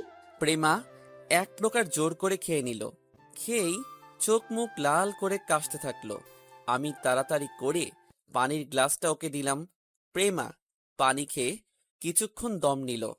এত বাজে খাবার, অথচ তুমি হাসি মুখে খেয়ে নিয়েছো? একটাবার বললেও না। ম্যাম, আপনি এত কষ্ট করে ভালোবেসে আমার জন্য রান্নাটা করেছেন, এটাই অনেক। এটাই আমার কাছে পৃথিবীর সবচেয়ে দামি খাবার। অভিযোগ কেন করব? প্রেমা কিছু না বলে আমার বাম হাতটা ধরে কিছুক্ষণ চুপ করে নিচের দিকে তাকিয়ে রইল। বুঝতে পারলাম ওর চোখে পানি এসে গেছে। আপনি দুপুরে খাইছেন? না সূচক মাথা নাড়ালো। আমি অফিসের দারোয়ান চাচাকে দিয়ে 2 প্যাকেট বিরিয়ানি আনালাম, তারপর নিজের হাতেই ওরে খাইয়ে দিলাম। আমি ভাবছি প্রেমা হয়তো খাবে না, কিন্তু সে হাসি মুখেই খেয়ে নিল। আমি যখন প্রেমাকে খাইয়ে দিচ্ছি, ওই 2 শালা দিনুল আর মামুন বারবার দরজার সামনে এসে তাকাচ্ছিল। যদিও আমি দেখতে পেয়েছি কিন্তু প্রেমার জন্য কিছু বলতে পারিনি। প্রেমা আরো কিছুক্ষণ থাকলো, আমার সাথে অনেক হেসে হেসেই কথা বলল। মোটামুটি ভালোই লাগছে। বিকেলবেলা কাজ করতেছি, বারবার শুধু প্রেমার মুখটাই সামনে ভাসতে থাকলো। কিরে শালা, কি? তুই বললি ভাবি তোকে আদর কম করে, এখন তো দেখছি তলে তলে অনেক দূরে এগিয়ে গেছিস। শালা হারামি, আমাদের সামনে আসলে ন্যাকা সাজে, মনে হয় কিচ্ছু জানে না। এখন তো সব নিজের চোখেই দেখলাম। এই আমার বউ আমাকে আদর করেছে, তাতে তোদের কি? যা, যে যার ডেস্কে গিয়ে বস, কাজ কর। অনেক কাজ করতে হবে। এইভাবে চলছে আমাদের দিনরাত কাজ। সকাল নেই, সন্ধে নেই, রাত নেই, যখনই সময় পাই তখনই কাজ করতেছি। মাত্র 1 মাসে ব্যবসা আগের চেয়েও দ্বিগুণ বেড়ে গেল। এইভাবে দিন যায়, মাস যায়, দেখতে দেখতে 6টা মাস চলে গেল। মোটামুটি কোম্পানির সব লোন শোধ করার মতো টাকা হয়ে গেছে। অন্যদিকে প্রেমা আর আমার সম্পর্কটা আগের চেয়েও বেশি ভালো হয়ে গেছে। যে প্রেমা আমাকে দেখতেও পারতো না, আর সে এখন আমাকে ছাড়া কিছুই বুঝে না। যদিও আমি অফিসে থাকি, কিন্তু মনটা ওর কাছেই থেকে যায়। সেও মাঝে মধ্যে অফিসে আসতো, আমাকে দেখে যেত। ফেনীতে আব্বু আম্মুর সাথে সারাদিনই কথা বলতো। আজকে বিকালবেলা আমি ব্যাংকের লোকদেরকে বাসায় আসার জন্য বললাম। উনারা বাসায় আসলো। বাবা আমাকে কল দিয়ে বাসায় আসতে বলল। আমি দিনুল আর মামুনকে সাথে নিয়ে বাসায় আসলাম। এসে দেখি ওনারা সবাই আছে। আমি গিয়ে সোফায় বসলাম। ব্যাংকের একজন লোক বলল, স্যার, আপনার মনে আছে আজ থেকে 6 মাস আগে আমরা আপনাদের কোম্পানি দখল করার পদক্ষেপ নিয়েছিলাম। পরে আপনি মোট টাকার উপরে 5% কমিশন সহ সব টাকা 6 মাসের মধ্যে দিবেন বলেছিলেন। জি মনে আছে, আর সেই জন্যই আপনাদের এখানে নিয়ে আসছি। আমি ব্যাগ থেকে ব্যাংকের একটা চেক বের করলাম। তারপর ওনাদের বললাম, আপনাদের সবগুলো ডকুমেন্টস বের করেন, অ্যান্ড আমাদের কাগজপত্র যা আছে সব দিয়ে দেন। বাবা এখানে একটা সাইন করে দেন। বাবা চেকটাতে সাইন করে দিল। তারপর চেকটা হাতে নিয়ে ওনাদেরকে দিলাম। এই নেন, এখানে আপনাদের সবগুলো টাকা আর 5% কমিশন আছে, বুঝে নেন। ওনারা সব কিছু বুঝে নিল।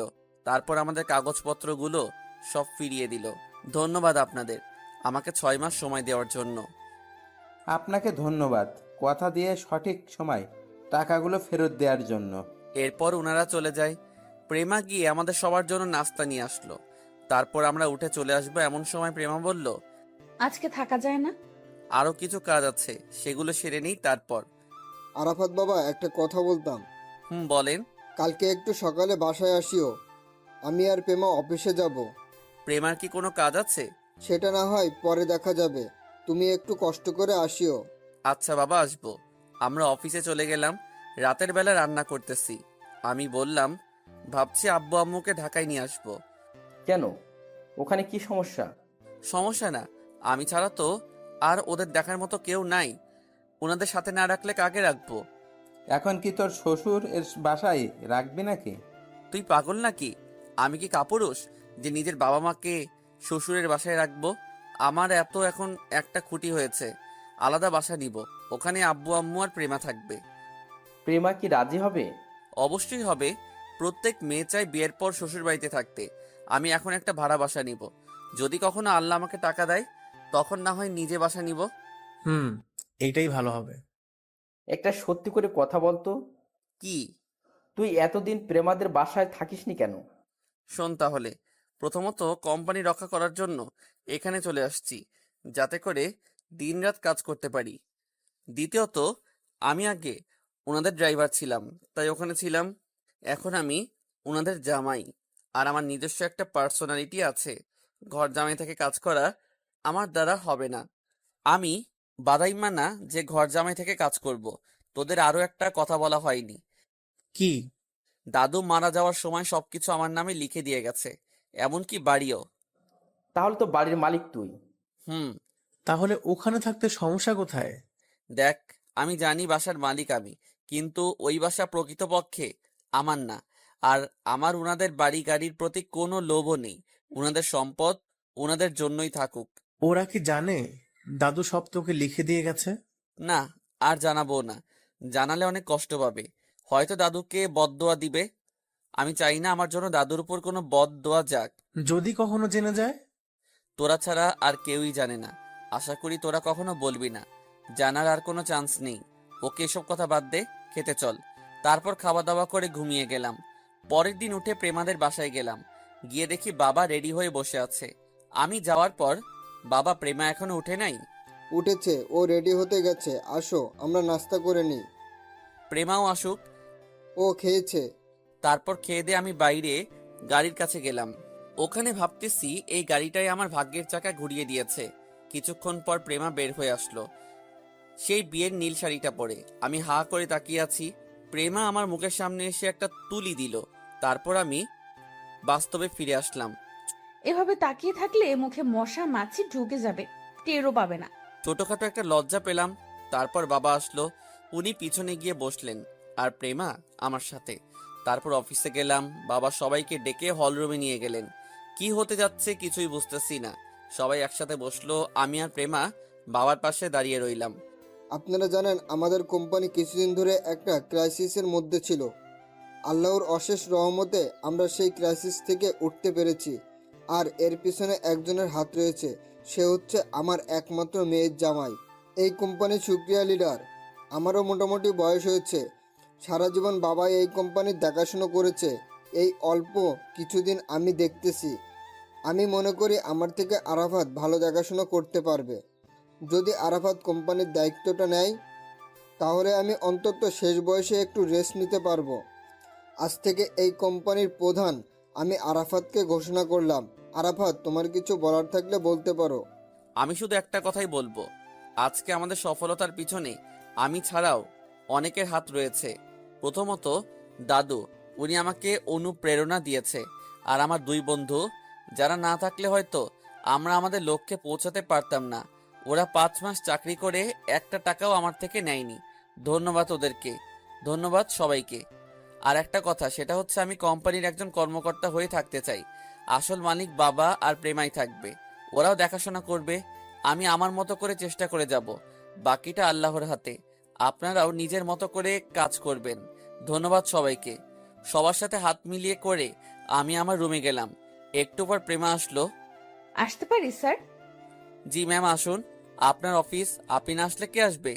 তারপরও আমাদের বস আপনি, অনুমতি তো নেওয়া লাগে। কিছু বলবেন? এবার বাসায় চলো, সব তো হইছে। কিছুই হয়নি, এখনো অনেক কাজ। আবার কি? আপনাকে বউ সাজিয়ে নিজের বাসায় নিয়ে যেতে হবে। আর কত বাবার বাসায় থাকবেন? কি আমি ফেনীতে চলে যাব নাকি? আমি কি একবারও বলছি সে কথা? আব্বু আম্মুকে ঢাকাতে নিয়ে আসবো। ও, তাহলে ভালোই। সবগুলো আব্বু আম্মু একসাথে থাকবে, আমরা সবাই একসাথে থাকতে পারবো। জি না, ওনারা আলাদা বাসায় থাকবে। আপনি আপনার হাজবেন্ডের সাথে থাকবেন, আর মাঝে মধ্যে বাবার বাসায় বেড়াতে যাবেন। ও তাই? হুম। এত কষ্ট করার জন্য আপনাকে তো একটা উপহার দিতে হয়। কি উপহার? তেমন কিছু তো নিয়ে আসেনি, তবে এমন একটা জিনিস দেব যেটা এর আগে কেউ আপনাকে দেয়নি, অ্যান্ড আমিও কাউকে দেইনি। ও তাই নাকি? তো দেন দেখি আপনার সেই মহামূল্যবান উপহার। প্রেমা এদিক ওদিক তাকিয়ে আমার দিকে আসতে লাগলো। কি ব্যাপার, আপনি এত কাছে আসছেন কেন? উপহার নিবেন না? তাই বলে এত সামনে? এটা কিন্তু অফিস, কেউ দেখলে প্রবলেম হবে। প্রেমা অনবরত আসতে লাগলো, আর আমি পিছে যেতে লাগলাম। May I coming sir? Prema লজ্জা পেয়ে আমাকে ছেড়ে দেয়। যাক বাবা, বাঁচা গেল। প্রেমা হাসতে হাসতে রুমের বাইরে চলে যায়। কি রে শালা, সবসময় রোমান্টিক মুডে থাকুস কেন? কই দেখলি সব সময়? যার একটা চান্স ছিল, তুই এসে সব বরবাদ করে দিলি। বল কি হইছে? স্যার বলতেছে আজকে সবাই ছুটি দেওয়ার জন্য। এমনিতেই দিয়ে দেওয়ার চিন্তা মাথায় ছিল। বিকেলে এক জায়গায় যাব। কোথাও যাবি? সেটা পরে দেখবি। মামুন কই? স্যারের সাথে আছে। আচ্ছা চল। তারপর আমি আর দিনুল বাইরে গেলাম। বাবা দাঁড়িয়ে আছে, আমি ওনাকে গাড়িতে তুলে দিলাম। প্রেমা লজ্জায় লাল হয়ে আছে, আমার দিকে একবারও তাকাইনি। অফিস ছুটি দিয়ে উপরে চলে আসলাম। ফ্রেশ হয়ে খেয়ে দিয়ে বিকালে 3 জন বের হয়ে গেলাম বাসা খুঁজতে। অনেক খোঁজাখুঁজির পরও ভালো কোনো বাসা পাচ্ছিলাম না। অবশেষে একটা পেলাম, ভাড়া বেশি, তারপরও নিয়ে নিলাম। কারণ বাসা প্রেমাদের বাসার প্রায় কাছেই। এখানে বাসা নিলে প্রেমা ইচ্ছা মতো ওর বাসায় যাওয়া আসা করতে পারবে। আর আব্বু আম্মুও যাবে, ওনারাও আসবে যাবে। মোটামুটি ভালোই হবে। আর ওনাদের যেহেতু ছেলে নেই, আমি ওনাদের দেখাশোনা করতে পারবো। 2 মাসের অগ্রিম ভাড়া দিয়ে সবকিছু ঠিকঠাক করে বাসায় চলে আসলাম। রাতের বেলা প্রেমাদের বাসায় গেলাম। হুট করেই চলে গেলাম, কোনো কল না দিয়েই। কলিং বেল দেওয়ার কিছুক্ষণ পর আম্মা এসে দরজা খুলে দিল। আমি সালাম দিয়ে ভিতরে গেলাম। দেখলাম বাবা বসে বসে টিভি দেখতেছে। আমি গিয়ে সালাম দিয়ে ওনার পাশেই বসলাম। কি ব্যাপার আরাফাত, হঠাৎ করে চলে আসলে? কোনো প্রবলেম? আপনার সাথে কিছু কথা ছিল। বলো। আমি কালকে একটু ফেনীতে যাব। কেন, কোনো সমস্যা নাকি? না, সমস্যা না। বাসা নেওয়া থেকে সব ঘটনা খুলে বললাম। সে কি, ওনারা থাকতে চাইলে সারা জীবন এই বাসায় থাকবে, ভাড়া বাসার কি দরকার? আসলে আমি নিজেই চাচ্ছি না ওনারা এখানে থাকুক, আলাদা বাসা নিলে ভালো হবে। আপনারাও যাবেন, ওনারাও আসবে, আন্তরিকতা আরও বাড়বে। আচ্ছা, তোমার যেটা ভালো মনে হয় খেয়ে এসো। না, এখনো খাইনি। চলো একসাথে খাবো। তারপর আমি, বাবা, আম্মা আর প্রেমা একসাথে খেয়ে নিলাম। প্রেমা বারবার আমার দিকে তাকাচ্ছে আর হাসছে। চুপচাপ খেয়ে নিলাম। প্রেমা আমার আগেই খেয়ে রুমে চলে গেল। আমিও কিছুক্ষণ পর রুমে গেলাম। দেখলাম সে আয়নার সামনে বসে সাজছে। বাহ, কাহিনী কি? এত রাতে সাজছে আমার জন্য নাকি? ভাবতেই তো একটা অন্যরকম ভালো লাগা কাজ করছে। আমি গিয়ে একটা কাশি দিলাম। সে আমার দিকে ফিরে তাকালো। কি ব্যাপার, হঠাৎ এত সাজুগুজু কার জন্য? আছে, একজনের জন্য। আমাকে বলা যায় না? বলার কি দরকার, বুঝে নিলেই তো হয়। আচ্ছা ঠিক আছে, আপনি সাজেন, আমি চলে যাচ্ছি। কোথায় যাচ্ছ? কোথায় আবার, বাসায়, দিনুন মামুনের কাছে। আজকে রাতটা থেকে গেলে হয় না? থেকে গেলে লাভ কি হবে শুনি? সকালে না পাওয়া জিনিসটা এখন দিব। তাই নাকি? হুম। বাট আমি তো নিব না। কেন? আমাদের বিয়েটা আবার হবে, বাসর হবে, তারপর না হয় যা দেওয়ার দিবেন।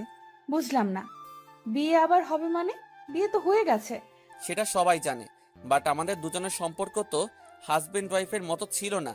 আর বাসর ঘর নিয়ে সবার একটা ড্রিম থাকে, আমারও ছিল, একটাও পূরণ হয়নি। তার মানে আমরা আবার বিয়ে করব, বাসর হবে, এই তো? হুম। আর আম্মু আব্বুও ছিল না, এবার আব্বু আম্মুও থাকবে। আচ্ছা, সেটা না হয় হবে। আচ্ছা, কালকে আমাকে নিয়ে যাবে? কোথায়? ফেনীতে, আব্বু আম্মুকে দেখতে ইচ্ছে করছে।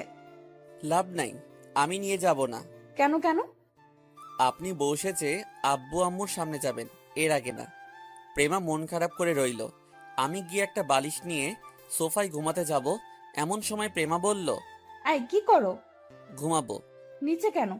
বাসরের পর না হয় একসাথে ঘুমাবো। এত ঢং করতে হবে না, উপরে ঘুমাও। প্রয়োজনে মাঝখানে একটা বালিশ দিও। কি আর করা, খাটে গিয়ে ঘুমালাম। একটু নার্ভাস ফিল হচ্ছে, মাঝখানে একটা বালিশ দিয়ে ঘুমিয়ে গেলাম। আমারও ইচ্ছা করছে প্রেমাকে জড়িয়ে ধরে ঘুমাতে, কিন্তু প্রথমে সে আমার সাথে যেগুলো করেছে সেগুলো শাস্তি দিচ্ছি। ভালোবাসার মানুষের জন্য এই ছোট ছোট শাস্তিগুলোই যথেষ্ট। ভাবতে ভাবতে কখন ঘুমিয়ে গেছি মনে নেই। সকালে ঘুম থেকে উঠে দেখি প্রেমা আমাকে জড়িয়ে ধরে ঘুমিয়ে আছে, বালিশটা নিচে পড়ে আছে। আমার গালটা কেমন যেন একটু আঠালো হয়ে আছে। বুঝতে বাকি রইল না, কালকে রাতে প্রেমা আমাকে থাক বলবো না। প্রেমার ঘুমন্ত মুখটার দিকে কিছুক্ষণ চেয়ে রইলাম, ভালোই লাগছে। ফ্যানের বাতাসে চুলগুলো মুখের উপর চলে আসছে। আমি চুলগুলো সরিয়ে দিয়ে ছোটখাটো কয়েকটা আদর দিলাম। তারপর আমিও জড়িয়ে ধরে শুয়ে রইলাম। উঠতে মন চাইছে না। কিছুক্ষণ প্রেমা নিজে থেকে জেগে গেল, উঠে কিছুক্ষণ আমার দিকে চেয়ে রইল, তারপর নিজেকে আস্তে আস্তে সরিয়ে নিল। ও ভাবছে আমি হয়তো কিছু জানি না। একটু দূরে গিয়ে বালিশটা নিয়ে এসে খাটের মাঝখানে রেখে আমাকে ডাক দিল। আমিও কিছুক্ষণ চুপ থেকে তারপর উঠলাম। উঠে ফ্রেশ হয়ে নাস্তা করে নিলাম। তারপর আবার রুমে গেলাম রেডি হতে, কারণ এক্ষুনি ফেনী চলে যাব। প্রেমা এসে আমাকে শার্ট পরিয়ে দিল, চুল আঁচড়ে দিল। ভালোই লাগছে, নিজেকে আজ সত্যি একটা বর মনে হচ্ছে। রেডি হওয়া শেষ, এমন সময় প্রেমাকে বললাম, ওই দেখো, তোমার পিছনে একটা বড় তেলাপোকা উড়ে আসছে। প্রেমা একটা চিৎকার দিয়ে দৌড়ে এসে আমাকে জড়িয়ে ধরে। কিছুক্ষণ জড়িয়ে ধরে রাখার পর আমি বললাম, হইছে, এবার ছাড়েন। কিছুই ছিল না। মানে কি? তাহলে আমার সাথে এমন করলে কেন? জানো না আমি তেলাপোকা অনেক ভয় পাই। তোমাকে জড়িয়ে ধরতে ইচ্ছা করছিল, যদি তোমাকে বলতাম তুমি লজ্জা পেতে, আর আমি তো আরো বেশি পেতাম। তাই একটু টেকনিক খাটিয়ে ইচ্ছাটা পূরণ করে নিলাম। তুমি খুব খারাপ। আমি আর কিছু না বলে ওর কপালে একটা আদর দিয়ে বেরিয়ে গেলাম। বাইরে এসে বাবা আর আম্মাকে সালাম করে গাড়ি নিয়ে রওনা দিলাম ফেনীর দিকে। সময় কম থাকায় দিনুল আর মামুনকে কল দিয়ে সব বললাম, ফেনীর দিকে যাচ্ছি। রাস্তায় পুরোটা পথ প্রেমা বারবার কল দিয়ে কথা বলছিল, কত দূর গিয়েছি, কি খেয়েছি, এগুলাই। দুপুরের আগে ফেনীতে চলে গেলাম। আব্বু আম্মু আমাকে দেখে একটা টাসকি খেলেন, কারণ কাউকে কিছু না জানিয়ে চলে আসছি। ওনাদের ঢাকা যাওয়ার কথা বললাম, কিন্তু কিছুতেই রাজি না। অনেক কষ্ট করে বোঝালাম, কিন্তু শুনতেই রাজি নয়। পরে প্রেমাকে দিয়ে ওনাদের কল করে কান্নাকাটি করতে বললাম। যাক, কাজ হয়ে গেছে। আব্বু আম্মু রাজি হয়েছে। সেদিন আর ঢাকা ব্যাক করা হয়নি। রাতে বাড়িতেই থেকে গেলাম। পরের দিন একটা ট্রাক ভাড়া করে প্রয়োজনীয় কিছু জিনিস ট্রাকে তুলে নিলাম। তারপর আব্বু আম্মুকে গাড়িতে বসিয়ে ঢাকার দিকে রওনা দিলাম। ঢাকা যেতে যেতে প্রায় দুপুরের পর হয়ে গেছে। আমরা একটা হোটেলে খেয়ে নিলাম। সবগুলো মালামাল নিয়ে বাসার সামনে রাখলো। নতুন বাসা, তাই সবকিছুই নতুন করে সাজাতে হবে। আমি আব্বু আম্মুকে নিয়ে প্রেমাদের বাসায় চলে গেলাম। ওনাদেরকে দেখে তো প্রেমা আর ওর আব্বু আম্মু মহা খুশি। আমি ওনাদের নামিয়ে দিয়ে নতুন বাসায় আসলাম। তারপর আমি দিনুল মামুন মিলে পুরো বাসাটা সাজালাম। প্রেমাকে কল করে বললাম আমাদের আবার বিয়ের কথা ওর বাবাকে বলতে, আর ওনাদের দিয়ে আমার আব্বু আম্মুকে রাজি করাতে। সে প্রথমে রাজি ছিল না, পরে রাজি হলো। রাতের বেলা আমি প্রেমাদের বাসায় গেলাম। দেখলাম আব্বু আম্মু আর ওনারা সবাই বসে বসে গল্প করছে। আমি যাওয়ার কিছুক্ষণ পর প্রেমার বাবা আব্বুকে বলল, বিআই সাহেব, একটা কথা বলতাম। জি বেয়াই, বলেন। বলছিলাম কি, ওদের বিয়ের সময় তো আপনারা ছিলেন না, আর ওদের বিয়েটা একটা অ্যাক্সিডেন্টের মতো হয়েছিল। সবাই তখন অনেক টেনশনে ছিল, বিয়েকে বিয়ের মতো মনে হয়নি। তাই বলছিলাম কি, যদি ওদের বিয়েটা আবার দেওয়া হয় কেমন হয়? আবার বিয়ে? কালেমা তো পড়া আছে, শুধু অনুষ্ঠানটা আবার হবে আর কি। আমার মেয়ের অনেক ইচ্ছা, তাই বলছিলাম। তুই কি বলিস? আপনারা যেটা ভালো মনে করেন। এদিকে তো আমার ভিতরে লাড্ডু ফুটতেছে। যাই হোক, সবাই রাজি হয়ে গেল। আগামী শুক্রবারে অনুষ্ঠানের দিন তারিখ ঠিক করা হলো। আমিও অনেক এক্সাইটেড ছিলাম, সাথে প্রেমা। আমি প্রেমাদের বাসা থেকে চলে আসলাম। এসে সানি আর আইমানকে পুরো বিষয়টা বললাম। ওরাও অনেক খুশি। খাওয়া দাওয়া করে তাড়াতাড়ি ঘুমিয়ে গেলাম, কারণ কালকে সবাই শপিং করতে যাবে। অবশেষে ইচ্ছেটা পূরণ হতে যাচ্ছে। সকালে ঘুম ভাঙলো প্রেমার রাগী চেহারাটা দেখে। প্রেমা সালোয়ার কামিজের ওড়নাটা কোমরে পেঁচিয়ে আমার দিকে রাগীভাবে তাকিয়ে আছে। দিনুল আর মামুনের আগেই গায়েব হয়ে গেছে। প্রেমা দরজাটা লাগিয়ে দিয়ে আমার দিকে আগাতে লাগলো। তারপর আমার সামনে এসেই আমার কলারটা ধরে, ওই কুত্তা, গতকাল তুই আমাকে না বলে চলে আসলি কেন? জানিস আমি কতবার তোকে কল দিয়েছিলাম? সরি ম্যাম, আমার খেয়াল ছিল না। খেয়াল করবে কি করে? আমি তখন পুরনো হয়ে গেছি। সরি, আর হবে না। চলেন এখন। কোথায়? কেন, আপনি জানেন না আজকে আমরা শপিং করতে যাব? কই, আব্বু আম্মু তো আমাকে কিছু বলেনি। বলবে কিভাবে? আপনি তো কাউকে না বলে এখানে চলে এসেছেন। কখন যাব? এই তো এক্ষুনি। আপনি কি আর বাসায় যাবেন? হুম, আমি ঘুম থেকে উঠেই এখানে চলে আসছি। গিয়ে ফ্রেশ হয়ে রেডি হব, তারপর বের হব। আচ্ছা ঠিক আছে, তাহলে আগে বাসায় চলেন। ওকে, চলো। তারপর বের হয়ে প্রেমাদের বাসায় গেলাম। ওখানে গিয়ে কিছুক্ষণ বাবার সাথে কথা বললাম। তারপর প্রেমা রেডি হলো। তারপর বের হলাম। আসার সময় আমার আব্বু আম্মুকেও বাসা থেকে নিয়ে নিলাম। তারপর সবাই মিলে শপিং মলের দিকে রওনা দিলাম। দিনুল আর মামুনকে কল দিয়ে আসতে বললাম। ওরা আগে থেকে চলে আসছে। কিছুক্ষণ পর আমরাও পৌঁছে গেলাম। আমি গাড়ি পার্কিং করে রেখে ওনাদের সাথে ভিতরে গেলাম। প্রথমেই প্রেমার জন্য কেনাকাটা শুরু। সে আগের মতো এটা পছন্দ হচ্ছে না, ওটা পছন্দ হচ্ছে না। অনেক কষ্টে কয়েকটা দোকান ঘোরার পর প্রেমার জন্য শাড়ি কেনা হলো। এরপর দুই বেয়াই আর দুই বেআইনের জন্য জামা কাপড় কেনা হলো। সবার শেষে আমার জন্য প্রেমার শাড়ির সাথে ম্যাচিং করে শেরওয়ানি নিলাম। দিনুল মামুনের জন্য আমার সাথে কালার ম্যাচ করা পাঞ্জাবি নিলাম। তারপর সবাই মিলে বাইরে এসে খাওয়া দাওয়া করে নিলাম। তারপর বাসায় চলে গেলাম। পরের দিন সকালবেলা বের হয়ে কিছু কার্ড বানিয়ে নিলাম। ওগুলো দিনুল আর মামুন সবাইকে দিয়ে আসলো। বিকেলবেলা থেকে ডেকোরেশনের মালামাল আসতে শুরু করলো। আব্বু অনেক এক্সাইটেড। নিজের ছেলের বিয়ে বলে কথা, সবকিছু তদারকি করছে। দুটো বাড়ি খুব সুন্দর করে সাজানো হলো। তবে একটা প্যাঁচা লেগে গেছে। সেটা হচ্ছে বাবা মানে প্রেমার আব্বু চাইছে গায়ে হলুদের অনুষ্ঠানটা ওনাদের বাসাতেই হবে। মানে বর কনে একসাথে গায়ে হলুদ দিবে। আমার আব্বু আপত্তি জানালো। বর আর কনের তো একসাথে হলুদ হয় না। অবশেষে আব্বু রাজি হলো। প্রেমাদের বাসাতেই গায়ে হলুদের অনুষ্ঠানটা হবে। গায়ে হলুদের দিন সকাল থেকেই মেহমান আসতে শুরু করলো। সবাইকে আব্বু আম্মুর সাথে পরিচয় করিয়ে দিলাম। দিনুল মামুন অনেক ব্যস্ত, কারণ সবগুলো কাজ ওদের ঘাড়ের উপর দিয়ে দিয়েছি। গতবার যখন এইভাবে অনুষ্ঠান হয়েছিল সবকিছু আমার কাঁধেই ছিল। এবারও নাই যে তা না, তবে আগের মতো না আর কি। আজকের এই দিনে দাদু থাকলে আর কোনো কথাই ছিল না। হয়তো দাদুর থেকে বেশি খুশি আর কেউ হতো না। সন্ধ্যা থেকে দুই বাড়ি আলোয় আলোয় আলোকিত। আমি আব্বু আম্মু প্রেমাদের বাসায় চলে গেলাম, কারণ গায়ে হলুদ ওখানেই হবে। গিয়ে দেখলাম দিনুল আর মামুন প্রেমার বান্ধবীদের সাথে হাসাহাসি করতেছে। আমি ইশারায় ডাক দিলাম, কিরে সবসময় ডাকাডাকি কেন? দেখতেছিস না একটা ইম্পর্টেন্ট মিটিং এর মধ্যে আছে? দেখতেছি কেমন ইম্পর্টেন্ট, চল কাজ আছে। আবার কি কাজ? মামুনকে নিয়ে যা, আমি যেতে পারবো না। সেও যাবে, তুইও চল। দিনুলের চেহারা পুরো কালো হয়ে গেছে। এই শালা মেয়ে দেখলে আর হুঁশ থাকে না। ওদের দুজনকে নিয়ে দাদুর কবর জিয়ারত করতে যাব, এমন সময় প্রেমা কল দিয়েছে। এই, কই তুমি? এই তো এক জায়গায় যাচ্ছি। আমাদের পার্লারে দিয়ে আসতে হবে তো, এখন না গেলে অনেক দেরি হয়ে যাবে। আজব, আমি কেন দিয়ে আসবো? বর কখনো দিয়ে আসে? আগে তো তুমিই দিয়ে আসছো। আগে তো ড্রাইভার ছিলাম, এখন তো বর। আমি এত কিছু বুঝি না, আমাদের দিয়ে আসো। কি আর করা, ইচ্ছা না থাকা সত্ত্বেও ওদেরকে পার্লারে দিয়ে আসলাম। দিনুল আর মামুন যাওয়ার জন্য অনেক লাফালাফি করছে। গাড়িতে জায়গা না থাকায় ওদের যাওয়া আর হলো না। ওদের দিয়ে সে কিছু কাজ করলাম। কাজ বলতে আমি নিজেই রেডি হয়ে নিলাম, সাথে কিছু বিরিয়ানি খেলাম। সেই বিকাল থেকেই কিছু খাইনি। খাওয়া দাওয়া শেষ করে অফিসের কলিগদের সাথে কথা বলছি, এমন সময় প্রেমা আবারও কল দিয়ে যেতে বলে। তারপর গিয়ে ওদেরকে নিয়ে আসলাম। আমি মনে হয় একমাত্র বর যে কিনা নিজের বউকে পার্লারে দিয়ে আসছে, আবার নিয়েও আসছে, তাও হলুদের দিন। ওদেরকে বাসায় নামিয়ে দিয়ে দিনুল মামুনকে নিয়ে দাদুর কবর জিয়ারত করতে গেলাম। যাওয়ার পর থেকে একের পর এক কল আসছে। চেক করে দেখে আব্বু আম্মু সবাইকে কল দিচ্ছে। তাড়াতাড়ি করে জিয়ারত শেষ করে বাসার দিকে গেলাম। সবাই বসে আছে হলুদের জন্য। প্রেমা আগে থেকে স্টেজে বসে আছে। আমি গিয়ে ওর পাশে বসলাম। ওই, কই ছিলি? জানিস আমি কত টেনশনে ছিলাম। কেন, টেনশনের কি আছে? আমি ভাবছি তুই কোথাও চলে গেছিস। কোথায় গিয়েছিলি? দাদুর সাথে একটু কথা বলে আসলাম, না হলে আবার রাগ করবে। প্রেমা কিছুক্ষণ আমার দিকে তাকিয়ে রইল, হয়তো এমনটা হবে ভাবিনি। তারপর আমাদের হলুদ দেওয়া শুরু হলো।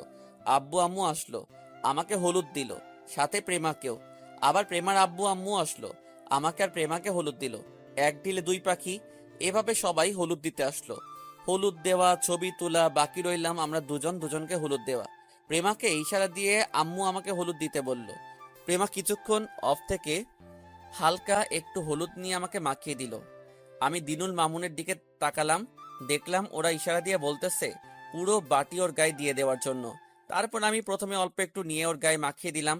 দিনুল দৌড় দিয়ে এসে আমাকে পুরোটা মাখিয়ে দিল, আমার মুখ থেকে নিয়ে প্রেমাকে মাখিয়ে দিল। প্রেমার বান্ধবীরা এসে দিনুল আর মামুনকে লাগাতে শুরু করলো। বেআইনরাও আর বাকি রইল না। এইসব করতে করতে রাত 3টা বেজে গেল। যে যার যেমন গিয়ে ঘুমিয়ে গেলাম। পরের দিন 11টা বাজে ঘুম ভাঙলো। তাড়াতাড়ি উঠে আমাদের বাসায় চলে গেলাম। ওখানে গিয়ে রেডি হতে লাগলাম। প্রেমা ওর বান্ধবীদের নিয়ে একাই পার্লারে গেল। দুপুরের আগে দিনুল মামুনকে প্রেমাদের বাসায় পাঠালাম। সব মেহমানকে গাড়িতে উঠিয়ে সেন্টারে পাঠিয়ে দেওয়ার জন্য বলছি। ওরা ওখানে গিয়ে ওনাদের কমিউনিটি সেন্টারে পাঠালেন। সবাইকে পাঠানো শেষে ওরা আমাদের কাছে আসলো। 3জনে একসাথে রেডি হলাম। সেম ড্রেস থাকার কারণে 3জনকে সুন্দর দেখাচ্ছে। যাই হোক, রেডি হয়ে আমরা কমিউনিটি সেন্টারে গেলাম। আব্বু আম্মুকেও পাঠিয়ে দিলাম। আমরা যেতে যেতে প্রায় 2টা বেজে গেল। গিয়ে দেখি সবাই বসে আছে। আমরা যাওয়ার পর খাওয়া দাওয়া করলাম। আব্বু আম্মু শ্বশুর শাশুড়ি সবাই একসাথেই খেলাম। প্রেমা আমার পাশেই বসছে। কোনো কিছু না ভেবে আমি ওকে খাইয়ে দিলাম। যদিও বিয়ে বাড়িতে এটা কখনো হয় না, তারপরও আমি ওরে খাইয়ে দিলাম। প্রেমাও আমাকে খাইয়ে দিল। ও লজ্জায় শেষ। খাওয়া দাওয়া শেষে ছবি তোলার কাজ শেষ হলো। যেহেতু আগেই কালেমা পড়া আছে, সেহেতু নতুন করে আর পড়ার দরকার নেই। অনুষ্ঠান শেষে প্রেমাকে বরের মানে আমার গাড়িতে ওঠানোর জন্য বলা হচ্ছে। ও ওর আম্মুকে ধরে কিছুক্ষণ কান্নাকাটি করলো। তারপর গাড়িতে গিয়ে বসলো। আমি ওর পাশে গিয়ে বসলাম। গাড়ি স্টার্ট দিল, চলতে শুরু করলো। কি ব্যাপার, কান্না করলে কেন? ওনাদের ছেড়ে চলে আসছি, কান্না করবো না? কান্নার কি আছে? সেটা তুমি বুঝবা না। আচ্ছা, এখন আরেকবার কান্না করো তো। কেন? করো দেখি। কান্না করলে তোমাকে কিউট দেখায়। তাই না? হুম। রাতের বেলা তোমার কিউটগিরি দেখাবো। কে কাকে দেখায় সেটা তখন দেখা যাবে। কথা বলতে বলতে বাসায় চলে আসছি। তারপর প্রেমাকে বাসর ঘরের রুমটাতে নিয়ে বসানো হলো। এবারের বাসর ঘরটা দিনুল আর মামুন সাজিয়েছে। রাতের বেলা আমি দিনুল আর মামুন ছাদে বসে আছি। দোস্ত, আমার একটা উপকার কর না। কি হয়েছে তোর? তুই তো শুভ কাজ সেরে ফেললি। তো ভাবির বান্ধবী পাপি আছে না? কি হয়েছে পাপিয়ার? আরে না, কি হবে, বলেছিলাম কি তোমাকে আমার অনেক ভালো লাগে, ওর সাথে আমার সিস্টেম করে দে না। শালা আমি আগেই বুঝতে পেরেছি তুই এমন কিছু একটা করবি। এই শোন না, তোর আবার কি হলো? ওই মিথিলা মেয়েটা আছে না, আমি দিনুল অবাক হয়ে ওর দিকে তাকালাম। মিথিলার কি হয়েছে? মিথিলা মনে হয় আমাকে পছন্দ করে। তোকে করে নাকি তুই করস? আরে একটা হলেই হলো। শালারা, বিয়ে আমার আর তোরা দুজনেই প্রেম ঠিক করে ফেললি? দোস্ত, আমাদের দুজনকে সিস্টেম করে দিয়ে ভাই। আমি কিভাবে করব? তুই ভাবির সাথে কথা বললে হয়ে যাবে। আচ্ছা ঠিক আছে, দেখি কি করা যায়। এমন সময় আব্বু আর আম্মু ছাদে আসলো। কি রে, তুই এখন ছাদে? ওদের সাথে একটু কথা বলছিলাম। যা নিচে যা, প্রেমা বাবা কল দিয়েছিল। ও, আয় নিচে আয়। এরপর আব্বু চলে গেল। আচ্ছা থাক, তোরা আমি যাই। আজকে করবি? কি? এটার জন্য এতকাল অপেক্ষা করে বসে আছিস? দূর শালারা, কোথায় একটু ভালো কথা বলবি সেটা না বলে উল্টাপাল্টা কথা বলিস। আচ্ছা যা, আর বলবো না। লাস্ট একটা কথা শোন। কি? বিড়ালটা মারিস, সময় নিয়ে মারবি, আর কোনো কিছু দরকার হলে জাস্ট কল মি। যা হারামি। ওরা দুজনেই হাসতে লাগলো। আমি নিচে চলে আসলাম, এসে দরজার সামনে দাঁড়ালাম। নিজের রুম, তারপরও একটু ভয় লাগছে। ভয়ে ভয়ে দরজা খুলে ভিতরে গেলাম, তারপর দরজাটা লাগিয়ে দিলাম। আমি যাওয়ার পর প্রেমা এসে সালাম করে আমার থেকে একটু দূরে গিয়ে বসলো।